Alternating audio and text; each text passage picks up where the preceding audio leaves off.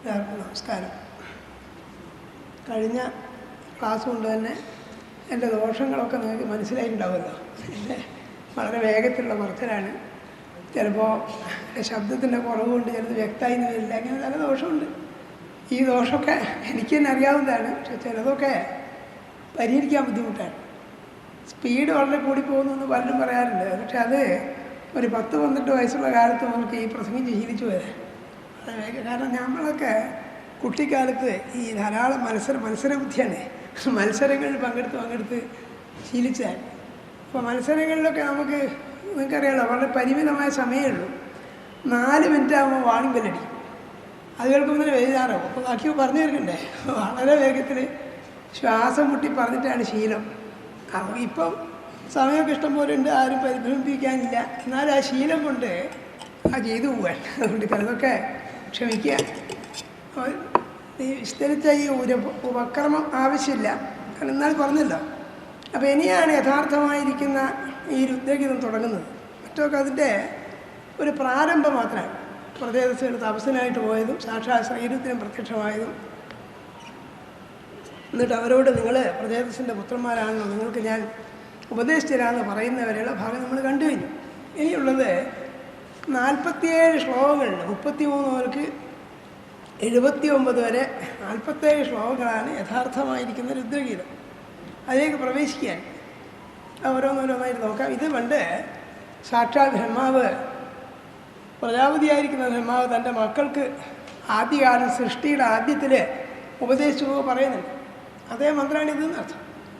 അപ്പോൾ വാക്കിൻ്റെ ഘടനയിൽ അതിൻ്റെ പൂർവാപരക്രമത്തിലൊക്കെ വ്യത്യാസം ഉണ്ടാവാം. ആശയം അതാണെന്ന് അർത്ഥം. ഇനി വേറെ അടുത്ത് പറഞ്ഞാൽ എല്ലാ സ്തുതികളിലും ആശയമൊക്കെ ഒന്ന് തന്നെയാണ്. ഭഗവാനെ സ്തുതിക്കുന്നു മാത്രമേ ഉള്ളൂ. അത് പദഘടനയിലുള്ള വ്യത്യാസമാണ്. ഭാഗവതത്തിൽ അനേക സ്തുതികളിലൊക്കെ പറയുന്ന ഭഗവാന്റെ അപ്രമേയത്വം, വ്യാപ്തി, സർവജ്ഞത്വം, സർവാധാരത്വം ഇതൊക്കെ പറയാൻ എല്ലാ മതഗ്രന്ഥങ്ങളിലും ഭഗവാൻ 2-3 ഗുണങ്ങളിലായിട്ട് എല്ലാ മതങ്ങളും പറയും. ഒന്ന് സർവജ്ഞത്വമാണ്, ഒന്ന് സർവവ്യാപിത്വമാണ്, മറ്റൊന്ന് സർവശക്തിത്വമാണ്. ഒമിനി പൊട്ടൻ്റ് എന്ന് പറയുന്നത്. ഒമിനി പ്രസൻസാണ്, എല്ലാതിലുള്ളവനാണ്, അങ്ങേയറ്റം ജ്ഞാനശക്തിയുള്ളവനാണ്, ഒക്കെ അറിയുന്നവനാണ്, എന്തു സാധിക്കുന്നവനാണ്. ഇതൊക്കെ ഈശ്വരനെക്കുറിച്ചുള്ള സാർവലൗകികമായൊരു സങ്കല്പമാണ്. അതിനെ വിശദീകരിക്കുകയും വിസ്തരിക്കുകയും മാത്രമേ ചെയ്യുന്നുള്ളൂ. ഇപ്പോൾ ചുരുക്കത്തിൽ പറഞ്ഞാൽ ഈ 10-79 ശ്ലോകമുണ്ട്. എന്താ സാധിച്ചത് എന്ന് ചോദിച്ചാൽ ഒറ്റ വാക്ക് പറഞ്ഞാൽ ഭഗവാനെ സ്തുതിച്ചു. ഇത്രയേ ഉള്ളൂ അല്ലേ? വേഗം കഴിഞ്ഞ് പറയാൻ.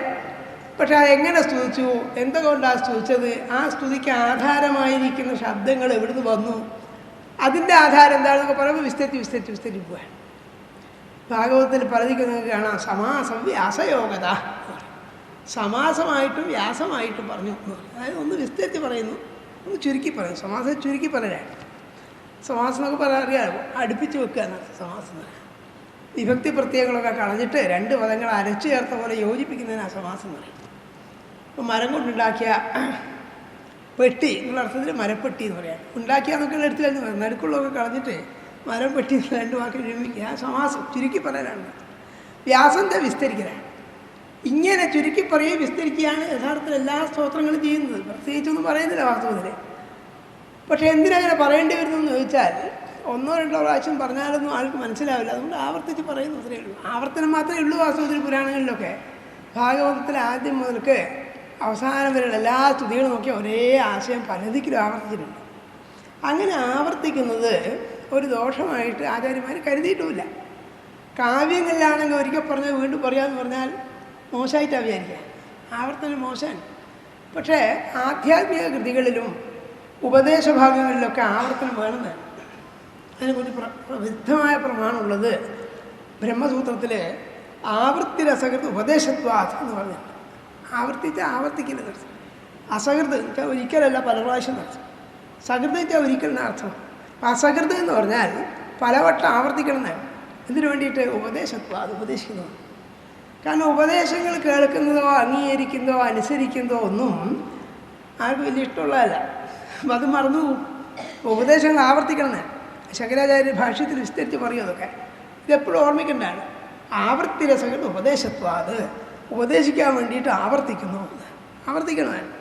പിന്നലെ ഒരാൾ പറഞ്ഞല്ലോ എന്ന് വിചാരിച്ചിരുന്ന് വേറൊരാൾ പറയാണ്ടിരിക്കുന്നില്ല. ഇപ്പം നമ്മളിവിടെ ഇരുന്ന് പറയുന്നതിന് എത്രയോ കൊല്ലം മുമ്പ് എത്രയോ ഇതൊക്കെ പറഞ്ഞിട്ടുണ്ടാവും. ഒന്നും നമ്മൾ പുതിയതല്ല. എന്ന് മാത്രമല്ല വേദാന്തത്തിലൊന്നും പുതുതായിട്ടൊന്നും പറയാൻ സാധിക്കില്ല. അത്ര ആൾ മുമ്പ് പറഞ്ഞിട്ടുണ്ട്. പിന്നെ നമ്മളിതിനാണ് പറയുന്നത്, നമ്മൾ സന്തോഷത്തിന് വേണ്ടിയിട്ടും ആവർത്തിക്കുന്നതേ ഉള്ളൂ. ആവർത്തനമാണ്. ഇപ്പം ഞാനൊരു വാക്കിൻ്റെ അർത്ഥം പറയുന്നത് ഞാൻ കണ്ടുപിടിച്ചതല്ല, അത് കോശഗ്രന്ഥങ്ങളിലുണ്ട്. അല്ലാതെ ലക്ഷക്കണക്കിന് വാക്കുകളൊരു ഭാഷയിലുണ്ട്. ആ ഭാഷയിലെ വാക്കുകളെ ആ സന്ദർഭത്തിനനുസരിച്ച് ഏത് വാക്ക് എങ്ങനെ പ്രയോഗിക്കണം എന്ന് തിരഞ്ഞെടുക്കുക മാത്രമേ ഒരാൾ ചെയ്യുന്നുള്ളൂ. നമ്മളായിട്ട് ചെയ്യുന്നതല്ല. വാക്കൊക്കെ അക്ഷരം കൊണ്ടുണ്ടായിട്ടുള്ളതാണ്. അക്ഷരം പൊതുവായിട്ടുള്ളതാണ്, നാശരഹിതമായതാണ്. അക്ഷരം എന്ന് പറഞ്ഞാൽ അർത്ഥം ന ക്ഷരതി ഇതി ക്ഷര, നശിക്കാത്താകുന്നതാണ്.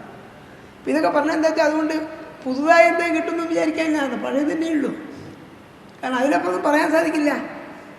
മൗലികത എന്ന് പറയുന്നത് ഒരു മിഥ്യയാണെന്ന് അനവധി ആൾക്കാർ പറഞ്ഞിട്ടുണ്ട്. ആധുനിക സാഹിത്യത്തിന് വലിയ അപ്പോസ്റ്റലനായിരുന്ന ടി.എസ്. എലിയട്ട് പറയും, മൗലികത എന്ന് പറയുന്നത് വ്യർത്ഥതയാണ്. ഒന്നുകിൽ പഴയതിനോടുള്ള പ്രതികരണം, അതിൽ നിന്നുള്ള ഭിന്നത, അല്ല അതിനോടുള്ള യോജിപ്പ്, അല്ല അതിൽ നിന്നുള്ള വ്യതിയാനം, ഇത് മാത്രമേ പിന്നെ ഉണ്ടാവുന്നതാണ്. അപ്പോൾ ഇതൊക്കെ നമ്മൾ സാമാന്യ തത്വത്തിൽ പറഞ്ഞത് എന്തിനാ വെച്ചാൽ ഇനി അതിൽ പറയാൻ പോകുന്നതിനൊന്നും പുതുമയൊന്നുമില്ല. ചിലർ വിചാരിക്കും പുതിയ പുതിയ കാര്യങ്ങൾ കേട്ടുകൊണ്ടിരിക്കണമെന്ന് വിചാരിക്കും. അങ്ങനെ സാധിക്കില്ല.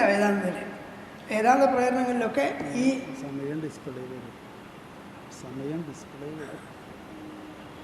അതുകൊണ്ട് തുടങ്ങിയതാണ്. 33-ാമത്തെ ശ്ലോകം കൊണ്ട് നോക്കാം.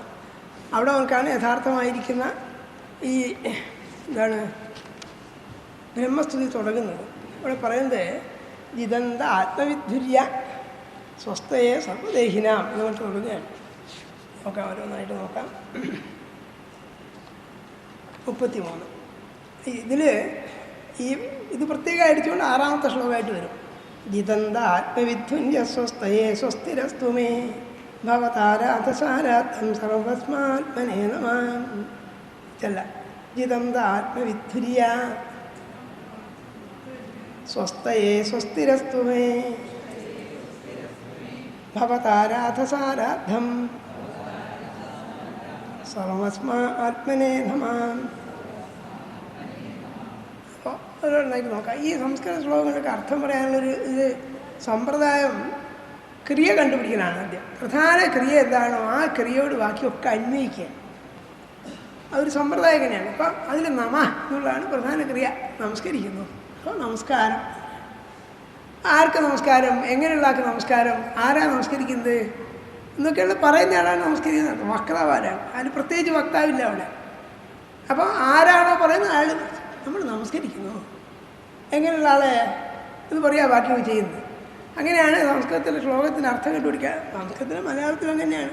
പ്രധാന ക്രിയ കണ്ടുപിടിക്കുക, ക്രിയയുടെ കർത്താവാരാന്ന് കണ്ടുപിടിക്കുക, കർത്താവിൻ്റെ വിശേഷണങ്ങൾ, കർമ്മം കണ്ടുപിടിക്കുക, കർമ്മവിശേഷണങ്ങൾ, ഇതൊക്കെ കണ്ടുപിടിച്ച് യോജിപ്പിച്ച് കൊണ്ടുവന്നാൽ അർത്ഥം പൂർത്തിയായി. ഇതിന് അന്വയം എന്ന് പറയുന്നത് പലതിക്കിൽ ചെതറിക്കിടക്കുന്ന ആ പദങ്ങളൊക്കെ ചേർത്ത് വെക്കലാണ്. ഇതിന് അന്വയം എന്ന് പറയുന്നത് യോജിപ്പിച്ച് കൊണ്ടുവരാൻ. അതൊക്കെ അങ്ങനെയാണ്. പക്ഷേ മാതൃഭാഷയ്ക്കാകുമ്പോൾ നമുക്ക് സ്വാഭാവികമായിട്ട് വേഗത്തിൽ അർത്ഥബോധം ഉണ്ടാവും. സംസ്കൃതം നമുക്ക് അത്ര മാതൃഭാഷ ഇല്ലാത്തതുകൊണ്ട് അത്ര എളുപ്പമാവില്ല, അത്രയേ ഉള്ളൂ. ഏത് ഭാഷയിലും അന്വയിക്കണം, എവിടെയാണ് പദങ്ങൾ ചേർക്കേണ്ടതെന്ന് കൊണ്ടുവരികയാണ്. കാരണം കവിതയിൽ ഗദ്യത്തിൻ്റെ ഒരു സമ്പ്രദായം എല്ലാം എന്നറിയാലോ. ഗദ്യത്തിൽ കർത്താവ്, കർമ്മം, ക്രിയ എന്നൊരു ക്രമമുണ്ട്. ഞാൻ പുസ്തകം വായിച്ചു എന്നുള്ള പോലെ കർത്താവ് ആദ്യം വരണം, കർമ്മം. ഇംഗ്ലീഷിൽ അങ്ങനെയല്ല. ഇംഗ്ലീഷിൽ വേറൊരു വിഭാഗം ഭാഷയാണ്. അതിലൊക്കെ ക്രിയ ആദ്യം പറഞ്ഞ് കർത്താവ് പിന്നെ പറയാ റീഡ് ദി ബുക്ക് എന്നൊക്കെയാണ്. ഘടനം വ്യത്യാസമാണ്. പദ്യങ്ങളങ്ങനല്ല. പദ്യങ്ങൾ പ്രത്യേകിച്ച് കാവ്യം കൂടിയാണ്. ഭാഗവതൊരു കാവ്യം കൂടിയാണ്. കാവ്യമധുരമായിട്ട് പറയുന്നത്. അപ്പോൾ ഒരു നിരൂപം പറയുന്നുണ്ട്, poetry is the best words in the best order. നല്ല പദങ്ങൾ നല്ല രീതിയിൽ ചേർത്ത് വെക്കുന്നതാണ് കവിത.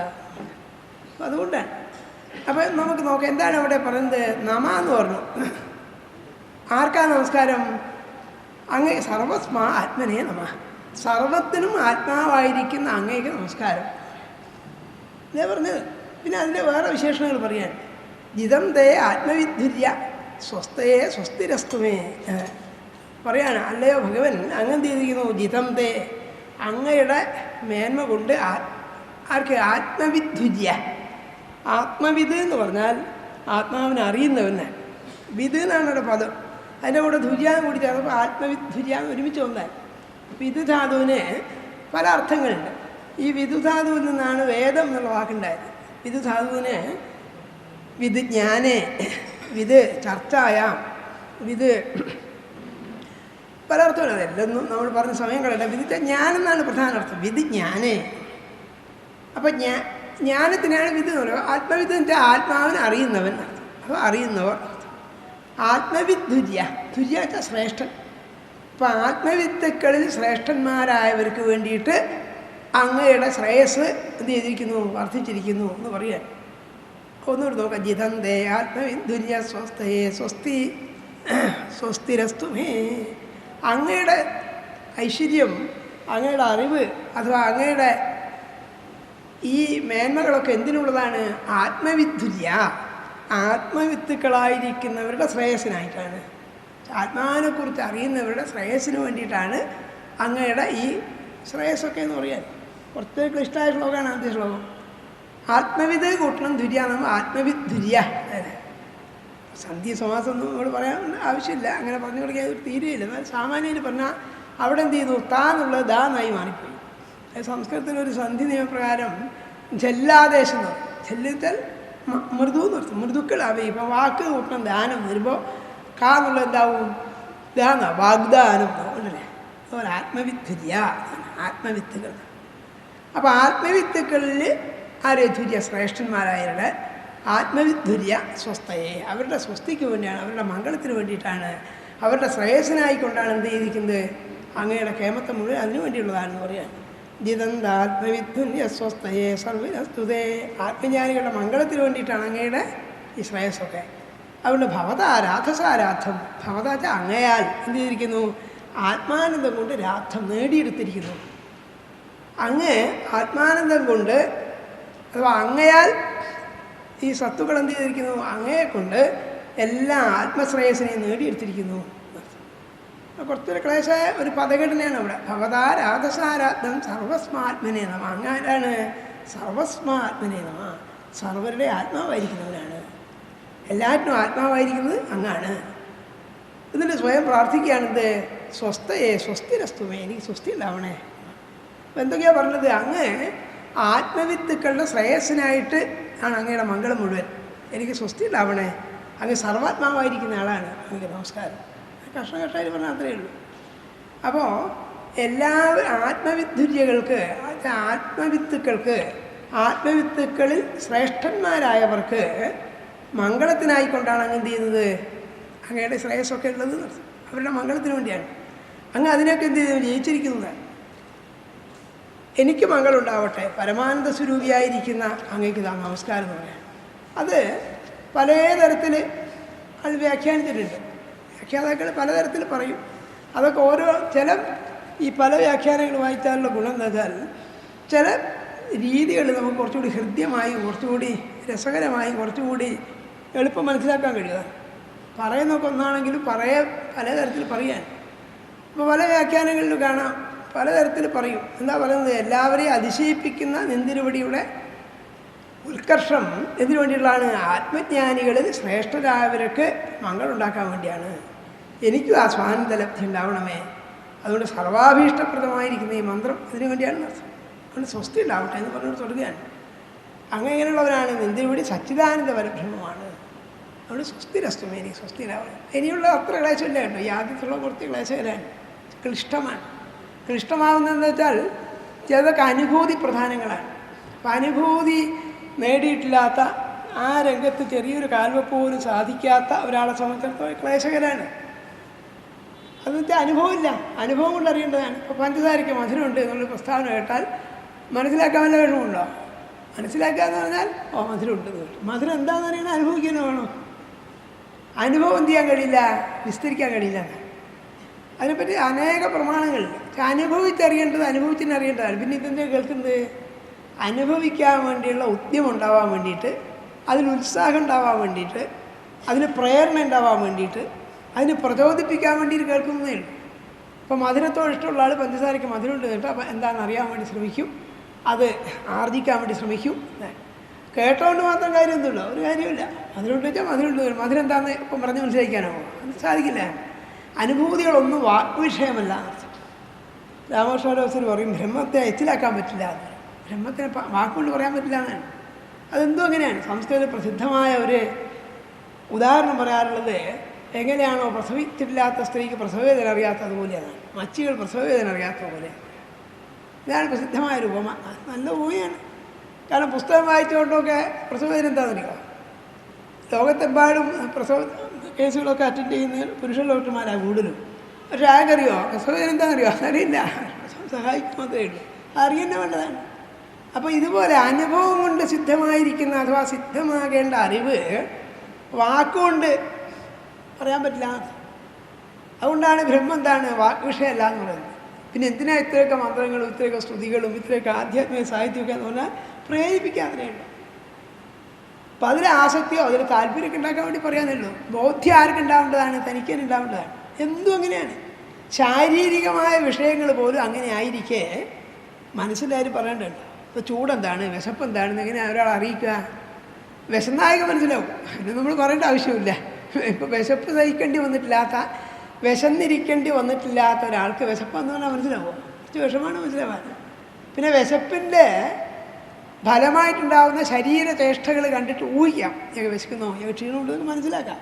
ആൾ ശബ്ദം അലറി പോകുന്നു, അല്ലെങ്കിൽ കൈകാലുകളൊക്കെ ഉഴഞ്ഞു പോകുന്നു, വേണ്ട പോലെ പറയാൻ സാധിക്കുന്നില്ല. അപ്പോൾ എന്തോ ക്ഷീണമുണ്ടെന്ന് മനസ്സിലാക്കാം. ക്ഷീണം എന്താണെന്നുള്ളത് വിസ്തരിക്കാൻ വിഷമാണ്, അനുഭവിച്ചറിയേണ്ടതാണ്. പക്ഷേ അനുഭവത്തിലേക്ക് നയിക്കാൻ വേണ്ടിയിട്ടാണ് എല്ലാ ഉപദേശങ്ങളും. ഉപദേശങ്ങളൊന്നും എന്തല്ല, ഒരു ലക്ഷ്യമല്ല, ഒരു മാർഗം മാത്രമാണ്. ആ മാർഗത്തിലൂടെ മുന്നോട്ട് പോയാൽ ഈ ലക്ഷ്യപ്രാപ്തിയിലെത്തും. അത്രയേ ഉള്ളൂ. അതുകൊണ്ട് ഇത് കുറച്ച് ബുദ്ധിമുട്ടുള്ളത് കൊണ്ടാണ്. കാരണം അവിടെ വേറെ ഒന്നും പറയുന്നില്ല. ആത്മവിദ്യ എന്നാണ്. ആത്മവിത്തുക്കൾ ശ്രേഷ്ഠന്മാരവരുടെ സ്വസ്തിക്ക് വേണ്ടിയിട്ടാണ് അങ്ങയുടെ എന്ത് ഈ മംഗളസ്വരൂപം. അതുകൊണ്ട് അതെന്ത് ചെയ്യട്ടെ, എനിക്ക് സ്വസ്തി ഉണ്ടാവട്ടെ, അങ്ങ് എന്ത് ചെയ്യട്ടെ, അങ്ങ് സർവാത്മാവാണ് എന്ന് പറയാണ്. അതിന് സുബ്രഹ്മണ്യൻ തിരുമുമ്പിൻ്റെ പ്രസിദ്ധമായ തർജ്ജമയുണ്ട്. ഞങ്ങൾ തർജ്ജമ സാധിക്കുന്നത് വായിച്ചു നോക്കിയിട്ടാണ്. മനോഹരമായി തർജ്ജമ ചെയ്തിട്ടുണ്ട് സുബ്രഹ്മണ്യൻ തിരുമുമ്പ്. പിന്നീട് മഹാകവി അക്കിത്വം തർജ്ജമ ചെയ്തിട്ടുണ്ട്. പക്ഷെ അക്കിത്വത്തിൻ്റെ തർജ്ജമനേക്കാളൊക്കെ ഹൃദ്യമായത് സുബ്രഹ്മണ്യൻ തിരുമുമ്പിൻ്റെ. തിരുമുമ്പ് ഭാഷാഭാഗം ആയിട്ട് തർജ്ജമ ചെയ്തിട്ടുണ്ട്. അദ്ദേഹം ദേവീഭാഗവും തർജ്ജമ ചെയ്തിട്ടുണ്ട്. അത് വായിച്ചു. അദ്ദേഹം പറയുന്നത് ഇതാണ്: ആത്മജ്ഞോത്തവന്മാർ തൻ സ്വസ്തിക്കായി നീ ആനന്ദമൂർത്തിയായി പൂർണ്ണനായി വെൽവു സർവാത്മൻ നമസ്തേ ശുഭമേഘണേ സ്വസ്തിരസ്തമേ എന്നുള്ളത് പറഞ്ഞാൽ എന്താ അവിടെ പറയുന്നത്? ആത്മജ്ഞോത്തമന്മാർ തൻ, ആത്മജ്ഞാനങ്ങളിൽ ഉത്തമന്മാരായിരിക്കണം. ആത്മജ്ഞാനം നേടിയവരിൽ ഉത്തമന്മാരുടെ സ്വസ്തിക്കായി നീ ആനന്ദമൂർത്തിയായി. ആനന്ദമൂർത്തിയായി ഇരിക്കുന്നത് ആത്മജ്ഞാനികളുടെ സ്വസ്തിക്ക് വേണ്ടിയാണ്. നീ ആത്മസ്വരൂപനാണ്. അതുകൊണ്ട് എന്താണ്? സർവാത്മൻ നമസ്തുതേ, അങ്ങനെ നമസ്കാരം, ശുഭമേഘണേ, എനിക്ക് സ്വസ്തി ഉണ്ടാവണേ. അപ്പോൾ ചുരുക്കത്തിൽ എന്താ വെച്ചാൽ ഭഗവാൻ സർവാത്മാവാണ്. ഭഗവാൻ്റെ ഈ മംഗല്യം, ഭഗവാന്റെ ശ്രേയസ് ആർക്ക് വേണ്ടിയിട്ടുള്ളതാണ്? ആത്മജ്ഞന്മാരിൽ ഉത്തമന്മാരുടെ ശ്രേയസ്സിന് വേണ്ടിയുള്ളതാണ്. അവർക്ക് അതുകൊണ്ട് പ്രയോജനം ഉണ്ടാവുന്ന അർത്ഥം. അപ്പോൾ ഇങ്ങനെ ഭഗവാന്റെ എല്ലാത്തിനെയും അതിശയിക്കുന്നതായ ഈ ശ്രേയസ് അഥവാ ആ മംഗലസ്വരൂപം എന്നുള്ളതാണ് ഉത്കർഷം ആത്മജ്ഞാനികളുടെ ശ്രേയസ്സിന് വേണ്ടിയുള്ളതാണ്. അതുകൊണ്ട് എനിക്കും ആത്മജ്ഞാനം ഉണ്ടാവട്ടെ. നിന്തിരുവടി പരമാനന്ദ സച്ചിദാനന്ദ രൂപനാണ് എന്ന് പറയാം. അപ്പോൾ അത് എത്ര വിസ്തരിച്ചാലും അത് അറിയുന്ന വേണ്ടതാണ്. ഇനി എന്തായാലും 7ാമത്തെ ശ്ലോകം മുതൽക്ക് 10ഓളം ശ്ലോകം, പ്രധാനമായിട്ട് 7, 8, 9 ശ്ലോകങ്ങൾ ഇതിലടിച്ച പ്രകാരം അറിയാൻ. അല്ലെങ്കിൽ മൂലഗ്രന്ഥത്തിൽ നോക്കിയാൽ 34, 35, 36 ചെയ്യുന്നത് എന്താ വെച്ചാൽ, അങ്ങ് സർവസ്വരൂപിയാ നേരത്തെ പറഞ്ഞല്ല, അതിനെ വിസ്തരിക്കുക വാസ്തവം ചെയ്യുന്നത്. അവിടെ മാത്രമല്ല, കുറേ ശ്ലോകങ്ങളൊക്കെ ഉണ്ട്. അത് ആദ്യം ഉറപ്പിച്ച് കഴിഞ്ഞാൽ നമുക്ക് വേഗം മനസ്സിലാവും. ആദ്യം പറയുന്നത് വൈഷ്ണവമായ സാഹിത്യത്തിലൊക്കെ വിഷ്ണുവിൻ്റെ ഈ ചതുർവ്യൂഹങ്ങളെ പറ്റി പറയും. 4 വ്യൂഹങ്ങളായിട്ടുണ്ട് എന്നാണ്. അത് വാസുദേവൻ, സംഘർഷണൻ, പ്രദ്യുമ്നൻ, അനിരുദ്ധൻ, 4 വ്യൂഹം, ചതുർവ്യൂഹം. അതിനെപ്പറ്റി ഭാഗവത്തിൽ പലതിലും കാണാം, പല സ്തുതികളിലും കാണാം. പ്രദ്യുമ്നായ, അനന്തനായ, അനിരുദ്ധായ മൂന്നമാന്ന് കാണാം. ചിലതിൽ സംഘർഷണായ എന്ന് കാണാം. പലതിലും സ്തുതിക്കുന്ന കാണാം. ഭാഗവത്തിൻ്റെ സ്തുതികളിൽ പലതിലും ചിലത് 4 പറയും, ചിലതിക്ക് 2 പറയും, അങ്ങനെ പറയും. അപ്പോൾ ഇതാണ് ചതുർവ്യൂഹം എന്ന് പറയുന്നത്. അതിനെപ്പറ്റിയാണ് ഇനിയിപ്പോൾ അടുത്ത 3 ശ്ലോകങ്ങളിൽ പറയുന്നത്. അപ്പോൾ ചതുർവ്യൂഹത്തെപ്പറ്റി സാമാന്യം ധരിച്ചു കഴിഞ്ഞാൽ ശ്ലോകം മനസ്സിലാക്കാൻ എളുപ്പമാണ്. ചതുർവ്യൂഹം എന്ന് പറഞ്ഞാൽ യഥാർത്ഥത്തിൽ സച്ചിദാനന്ദ സ്വരൂപമായിട്ട് പരമാത്മനായിട്ട് ഭഗവാൻ മാത്രമേ ഏകനായ രൂപമാണ്. ഭഗവാൻ എന്ത് ചെയ്യുന്നു? സൃഷ്ടിയാദികളൊക്കെ നിർവഹിക്കാൻ വേണ്ടിയിട്ട് 4 രൂപങ്ങളായിട്ട് സ്വയം തന്നെ പിരിഞ്ഞു നിൽക്കുകയാണ്. ഇത്രയും അതിനാണ് ചതുർവ്യൂഹം എന്ന് പറയുന്നത്. അതാണ് വാസുദേവൻ, സംഘർഷണൻ, പ്രദ്യുമ്നൻ, അനിരുദ്ധൻ എന്ന് പറയുന്നത്. അതിനെപ്പറ്റി ബ്രഹ്മസൂത്രത്തിൻ്റെ ഭാഷ്യത്തിലൊക്കെ ശങ്കരാചാര്യ വിസ്തരിച്ച് പറഞ്ഞിട്ടുണ്ട്. ചതുർവ്യൂഹം എന്താണെന്ന് പറഞ്ഞിട്ടുണ്ട്. വ്യൂഹം എന്ന് പറഞ്ഞാൽ സാധാരണ വ്യൂഹസാ ബലവിക്രയേ എന്നൊക്കെയുണ്ട്. വ്യൂഹം എന്ന് പറഞ്ഞാൽ ബലത്തിൻ്റെ ഒരുതരം ക്രമീകരണമാണ് എന്ന് പറയും. ഇപ്പോൾ ചക്രവ്യൂഹം എന്ന് കേട്ടില്ലേ മഹാഭാരത യുദ്ധത്തിലൊക്കെ. അപ്പോൾ അവിടെയൊക്കെ വ്യൂഹം എന്ന് പറഞ്ഞാൽ സൈന്യങ്ങളെ എങ്ങനെ അണിനിരത്തുന്നു എന്നുള്ളതിൻ്റെ ക്രമമാണ്. അതുപോലെ തൻ്റെ നാനാവിധമായ ശക്തിയെ 4 തരത്തിൽ വിന്യസിച്ചിരിക്കും. ഇതാണ് ചതുർവ്യൂഹം എന്ന് ഒരു തരത്തിൽ പറയാം. വ്യൂഹാത്മാനഞ്ച തറുദ്ധാവൈ വാസുദേവാദി മൂർത്തിഭി എന്ന് സഹസ്രനാമത്തിൻ്റെ ഭാഷ്യത്തിൽ ശങ്കരാചാര്യ ഉദ്ധരിക്കുന്നുണ്ട്. ഇതൊക്കെ എന്തിനാ ഇപ്പോൾ പറഞ്ഞാൽ ഈ പറയാനുള്ള ശ്ലോകത്തിൻ്റെ ഒരു എളുപ്പത്തിന് വേണ്ടിയാണ്. അതുകൊണ്ടാണ് വാസുദേവാദി മൂർത്തിഭി, വാസുദേവൻ മുതലായിരിക്കുന്ന മൂർത്തികളെ കൊണ്ട് 4 ആക്കി വിഭജിച്ചിരിക്കുന്നു. സൃഷ്ടി എന്തിനു വേണ്ടിയിട്ട്? സൃഷ്ടിയാദിയും പ്രകൃത്യേഷ, സൃഷ്ടി മുതലായത് ചെയ്യാൻ വേണ്ടിയിട്ടാണ്. സൃഷ്ടി, സ്ഥിതി, സംഹാരം, സംരക്ഷണം ഒക്കെ ഉണ്ടല്ലോ, ഇതൊക്കെ ചെയ്യാൻ വേണ്ടിയിട്ട്